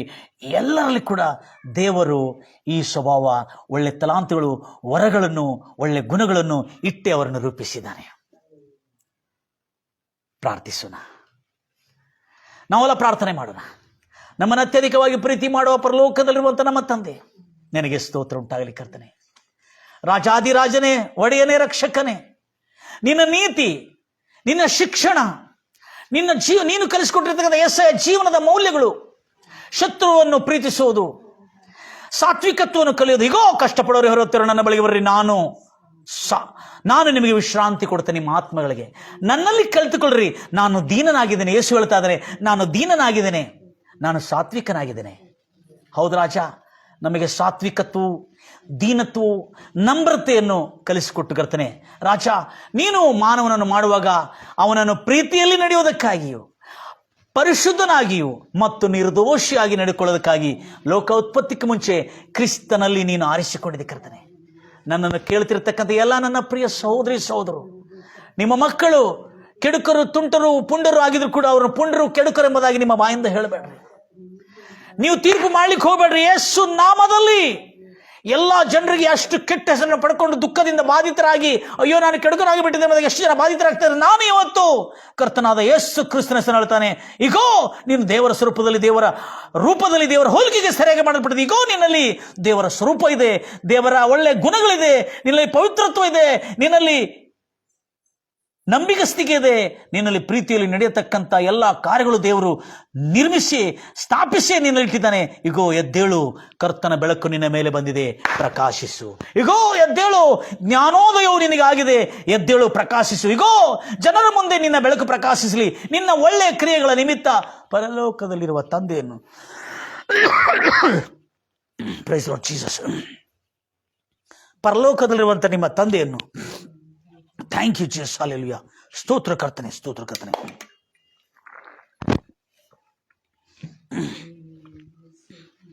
ಪರಲೋಕದಲ್ಲಿರುವಂಥ ನಿಮ್ಮ ತಂದೆಯನ್ನು ಮಹಿಮೆ ಪಡಿಸೋರಾಗಿರ್ತಾರೆ. ಹೌದು ಕರ್ತನೆ, ನನ್ನನ್ನು ಕೇಳುತ್ತಿರ್ತಕ್ಕಂಥ ನನ್ನ ಎಲ್ಲ ಪ್ರಿಯ ಸಹೋದರಿ ಸಹೋದರರು, ಎಷ್ಟು ಜನರನ್ನು ನಾವು ಕೇವಲವಾಗಿ ತುಚ್ಛವಾಗಿ ನೀಚರಾಗಿ ನೋಡ್ತೇವೆ. ನಿಜವಾಗಲೂ ಅವನು ಅಪರಾಧ ಮಾಡಿದ್ರು ಕೂಡ, ಅವನು ಕೆಡುಕನಾಗಿದ್ರು ಕೂಡ, ಅವನು ಕೆಟ್ಟ ಕೆಲಸ ಮಾಡಿದ್ರು ಕೂಡ ಅವನೊಳಗೆ ಒಳ್ಳೆದಿದೆ, ದೇವರ ಸ್ವರೂಪ, ದೇವರ ಹೋಲಿಕೆ ಇದೆ ಅನ್ನೋ ಸತ್ಯವನ್ನು ಕರ್ತನೆ ಪ್ರಪಂಚಕ್ಕೆ ತಿಳಿದು ಬರುವಂತೆ ನೀನು ತೋರ್ಪಡಿಸಿದಕ್ಕಾಗಿ ನಿನಗೆ ಸ್ತೋತ್ರ ಕರ್ತನೆ. ಯಾರನ್ನು ಕೂಡ ಕೆಡುಕರಾಗಿ ನೋಡಬಾರದು ರಾಜ. ವ್ಯಭಿಚಾರದಲ್ಲಿರ್ತಕ್ಕಂಥ ಸ್ತ್ರೀಯರಾಗಲಿ ಪುರುಷರಾಗಲಿ, ದ್ರೋಹಿಗಳಾಗಲಿ ಅಪರಾಧಿಗಳಾಗಲಿ, ಕೆಡುಕರಾಗಲಿ, ನಂಬಿಕೆ ದ್ರೋಹಿಗಳಾಗಲಿ, ಕಳ್ಳರಾಗಲಿ, ಕದಿಮರಾಗಲಿ, ಕರ್ತನೆ ಅವರೆಲ್ಲರಲ್ಲಿ ಕರ್ತನೆ ಒಂದು ಒಳ್ಳೆಯದನ್ನು ಇಟ್ಟಿದೆ ಕರ್ತನೆ. ಒಂದು ಒಳ್ಳೆ ಪ್ರತಿಭೆಯನ್ನು ಇಟ್ಟಿದ್ದೀ ಕರ್ತನೆ, ಒಳ್ಳೆ ಗುಣಗಳನ್ನು ಇಟ್ಟಿದ್ದೀ ಕರ್ತನೆ. ಪ್ರೀತಿಯಲ್ಲಿ ನಡೆಯೋದಕ್ಕಾಗಿಯೂ, ಪರಿಶುದ್ಧತೆಯಾಗಿರುವುದಕ್ಕಾಗಿಯೂ, ನಿರ್ದೋಷಗಳಾಗಿರುವುದಕ್ಕಾಗಿಯೂ, ಕ್ರಿಸ್ತನಲ್ಲಿ ಜಗತ್ತುತ್ಪತ್ತಿಗೆ ಮುಂಚೆ ಅವರನ್ನು ನೀನು ಮಾಡಿದೆ, ರೂಪಿಸಿದೆ, ಆರಿಸಿಕೊಂಡಿದ್ದೆ ಕರ್ತನೆ. ಕೇಳತಕ್ಕಂಥ ನನ್ನ ಎಲ್ಲ ಪ್ರಿಯ ಸಹೋದರಿ ಸಹೋದರು, ನಿನ್ನನ್ನು ಜನರು ತೆಗಳ್ತಾ ಇದ್ದಾರಾ? ನಿನ್ನನ್ನು ಅಪಹಾಸ್ಯ ಮಾಡ್ತಾ ಇದ್ದಾರಾ? ನೀನು ಕೆಡುಕಳು, ನೀನು ಕೆಲಸಕ್ಕೆ ಬಾರದವಳು, ನೀನು ಬುದ್ಧಿಹೀನಳು, ನೀನು ಮೊಂಡಳು, ನೀನು ದಡ್ಡಳು, ನೀನು ಉಪಯೋಗಿಲ್ಲ, ನೀನು ಕೆಲಸಕ್ಕೆ ಬಾರದವಳು, ನೀನು ಸುಂದರವಾಗಿಲ್ಲ, ನೀನು ಕುರುಪಿಯಾಗಿದಿ ಎಂಬುದಾಗಿ ಜನರು ನಿನ್ನನ್ನು ತೆಗಳ್ತಾ ಇದ್ದಾರಾ? ಭಯಪಡಬೇಡ. ಬೈಬಲ್ ವಾಕ್ಯ ಹೇಳ್ತದೆ, ನೀನು ದೇವರ ಸ್ವರೂಪದಲ್ಲಿ ದೇವರ ಹೋಲಿಕೆಗೆ ಸರಿಯಾಗಿ ಮಾಡಲ್ಪಟ್ಟಿದೆ. ದೇವರ ಎಲ್ಲ ಹೋಲಿಕೆಗಳು ನಿನ್ನೊಳಗಿಟ್ಟಿದ್ದಾನೆ. ಈಗೋ ಈ ಬೈಬಲನ್ನು, ಈ ವಾಕ್ಯವನ್ನು, ಈ ಸಂದೇಶವನ್ನು ಕೇಳಿ ನಿನ್ನೊಳಗಿರತಕ್ಕಂಥ ತಲಾಂತುಗಳು, ಆ ಪ್ರತಿಭೆಗಳು, ಆ ಒಂದು ಕೌಶಲ್ಯಗಳು, ಆ ಒಂದು ವರಗಳು, ದೇವರು ಕೊಟ್ಟಿರ್ತಕ್ಕಂಥ ಆ ಒಂದು ಪ್ರತಿಭೆಗಳು ನಿನ್ನಲ್ಲಿ ಮೂಡಿ ಬೆಳಕಾಗಿ ಅನೇಕ ಜನರ ಮುಂದೆ ಪ್ರಕಾಶಿಸಲಿ ಎಂಬುದಾಗಿ, ಇಗೋ ದೇವರ ಬೆಳಕು ನಿನ್ನ ಮೇಲೆ ಬಂದಿದೆ, ಎದ್ದು ಪ್ರಕಾಶಿಸು. ಇಗೋ ಜ್ಞಾನೋದಯವು ನಿನಗೆ ಉಂಟಾಗಿದೆ, ಎದ್ದು ಪ್ರಕಾಶಿಸು. ಜನರ ಮುಂದೆ ನಿನ್ನ ಬೆಳಕು ಪ್ರಕಾಶಿಸು. ಒಳ್ಳೆ ಕ್ರಿಯೆಗಳ ಮೂಲಕವಾಗಿ ನಿನ್ನ ಒಳ್ಳೆ ಕ್ರಿಯೆಗಳನ್ನು ನೋಡಿ ಜನರು ಪರಲೋಕದಲ್ಲಿರುವಂಥ ತಂದೆಯನ್ನು ಮಹಿಮೆ ಮಹಿಮೆ ಮಹಿಮೆ ಪಡಿಸುವರು ಎಂಬುದಾಗಿ. ಕರ್ತನೆ, ಇಷ್ಟು ಜನ ನನ್ನನ್ನು ಕೇಳ್ತಾ ಇದ್ದಾರೆ ಕರ್ತನೆ.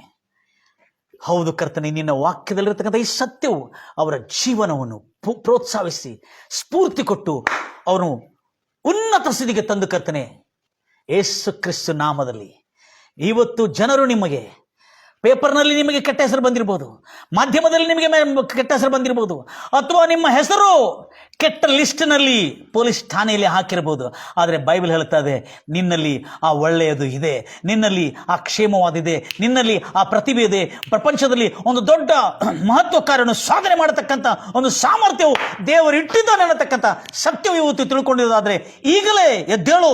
ನಿನಗೆ ಕೊಟ್ಟಿರ್ತಕ್ಕಂಥ ಒಳ್ಳೆ ಕೆಲಸವು, ಅದು ಬಿಸ್ನೆಸ್ ಆಗಿರಲಿ, ಅದು ಡ್ರಾಯಿಂಗ್ ಮಾಡೋದಾಗಿರಲಿ, ಅದು ತಲಾಂತ ಆಗಿರಲಿ, ಅದು ಮ್ಯೂಸಿಕ್ ಅನ್ನು ಬಾರಿಸೋದಾಗಿರಲಿ, ಸಂಗೀತವನ್ನು ಹಾಡೋದಾಗಿರಲಿ, ಅದು ಡಿಸೈನ್ ಮಾಡೋದಾಗಿರಲಿ, ಅದು ಮ್ಯಾನೇಜ್ಮೆಂಟ್ ಮಾಡೋದಾಗಿರಲಿ, ಅಥವಾ ನಿನ್ನ ಕುಕಿಂಗ್ ಮಾಡೋದಾಗಿರಲಿ, ಅಥವಾ ಯಾವುದೇ ಒಂದು ತಲಾಂತ ನಿನ್ನೊಳಗಿದ್ರೆ ಅದನ್ನು ಬಲದಿಂದ ಪೂರ್ಣ ಶ್ರದ್ಧೆಯಿಂದ ಮಾಡಿ ನಿನ್ನ ಜ್ಞಾನವು, ನಿನ್ನ ಬಲವು, ನಿನ್ನ ತಿಳುವಳಿಕೆಯು, ನಿನ್ನ ವಿವೇಕವು, ನಿನ್ನ ಕೆಲಸವು ಸಮಾಧಿ ಒಳಗೆ ಸೇರ್ಲಿಕ್ಕೆ ಮುಂಚೆನೆ ಸಾಧಿಸು ಎಂಬುದಾಗಿ ಕರ್ತನ ವಾಕ್ಯ ಹೇಳಿದಂತೆ ಈಗಲೇ ಅದನ್ನು ಬೆಳಕು ಬಂದಂತೆ ನೀನು ಪ್ರಕಾಶಿಸಬೇಕೆಂಬುದಾಗಿ ಕರ್ತನ ವಾಕ್ಯವು ನಿನ್ನನ್ನು ಎಚ್ಚರಿಸ್ತಾ ಇದೆ.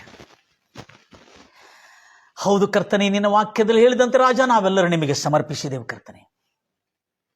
ಎಷ್ಟು ಜನರು ಇವತ್ತು ಈ ವಾಕ್ಯವನ್ನು ಕೇಳ್ತಾ ಇದ್ದಾರೆ ಕರ್ತನೆ, ಅವರೆಲ್ಲರಿಗೆ ಶುಭವು, ಕ್ಷೇಮವು, ಸಮೃದ್ಧಿಯು, ಅವರ ಕುಟುಂಬದಲ್ಲಿರ್ತಕ್ಕಂಥ ಎಲ್ಲ ಮಕ್ಕಳು, ಅವರ ಕುಟುಂಬದಲ್ಲಿರ್ತಕ್ಕಂಥ ಅವರ ಹೆಂಡತಿ, ಗಂಡಂದರು ಕರ್ತನೆ, ಅವರಲ್ಲಿರ್ತಕ್ಕಂಥ ಏನೋ ಇದ್ರು ಕೂಡ ಕರ್ತನೆ, ಅವರೆಲ್ಲರಲ್ಲಿ ಕರ್ತನೆ ನೀನು ಒಳ್ಳೆಯದನ್ನು ಇಟ್ಟು ನಿನ್ನ ಸ್ವರೂಪ, ನಿನ್ನ ಹೋಲಿಕೆಯಾಗಿ ಅವರನ್ನು ಮಾಡಿದೆ ಕರ್ತನೆ. ಯೇಸು ನಾಮದಲ್ಲಿ ಭೂಮಿ ಆಕಾಶಗಳಿಗೆ ಒಡೆಯನು, ಮರಣವನ್ನು ಗೆದ್ದು ಬಂದಿರ್ತದೆ ಯೇಸು ನಾಮದಲ್ಲಿ ಕರ್ತನೆ, ನಿನ್ನ ಹೋಲಿಕೆ, ನಿನ್ನ ಸ್ವರೂಪ ಎಲ್ಲರಲ್ಲಿ ಕರ್ತನೆ ಉದಯಿಸಲಿ, ಮೂಡಲಿ ಎಂಬುದಾಗಿ ಹಾರೈಸುತ್ತಾ, ನಿತ್ಯ ಜೀವ ರಕ್ಷಣೆ ಪ್ರಾಪ್ತವಾಗಲಿ ಎಂಬುದಾಗಿ ಹಾರೈಸುತ್ತಾ, ಅವರ ತಲಾಂತಗಳು, ಅವರ ಪ್ರತಿಭೆಗಳು ಅನೇಕ ಜನರ ಮುಂದೆ ಪ್ರಕಾಶಿಸಲಿ ಎಂಬುದಾಗಿ ಹಾರೈಸುತ್ತಾ, ಯೇಸು ಕ್ರಿಸ್ತ ನಾಮದಲ್ಲಿ ಪ್ರಾರ್ಥಿಸಿ ಬೇಡಿ ಹೊಂದಿದ್ದೀನಿ ತಂದೆ, ಆಮೇನ್. ನನ್ನ ಪ್ರಿಯ ಸಹೋದರಿ ಸಹೋದರೇ, ನಿನ್ನನ್ನು ಚೀಪಾಗಿ ನೋಡಬೇಡ, ನೀನು ಅತ್ಯಂತ ಸೂಪರ್ ಆಗಿದೆ ಅನ್ನೋದನ್ನು ಮರ್ತು ಹೋಗಬೇಡ. ದೇವರು ನಿನ್ನ ಅದ್ಭುತವಾಗಿ ರೂಪಿಸಿದ್ದಾನೆ. God bless you, God loves you.